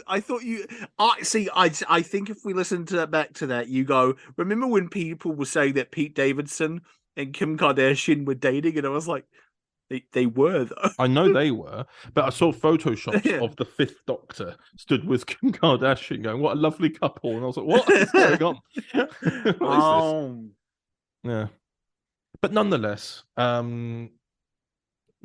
it's I don't know how we. I don't know. I've forgotten how we got to that point. Was the end, but the moment has been prepared for. Oh yeah. Crusty old white men coming in your head, and then Pete Davidson, and then we got to give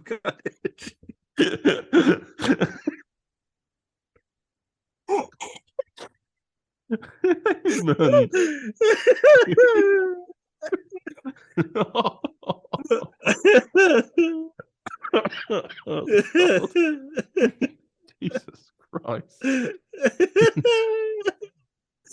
Anyway, thank you all for listening.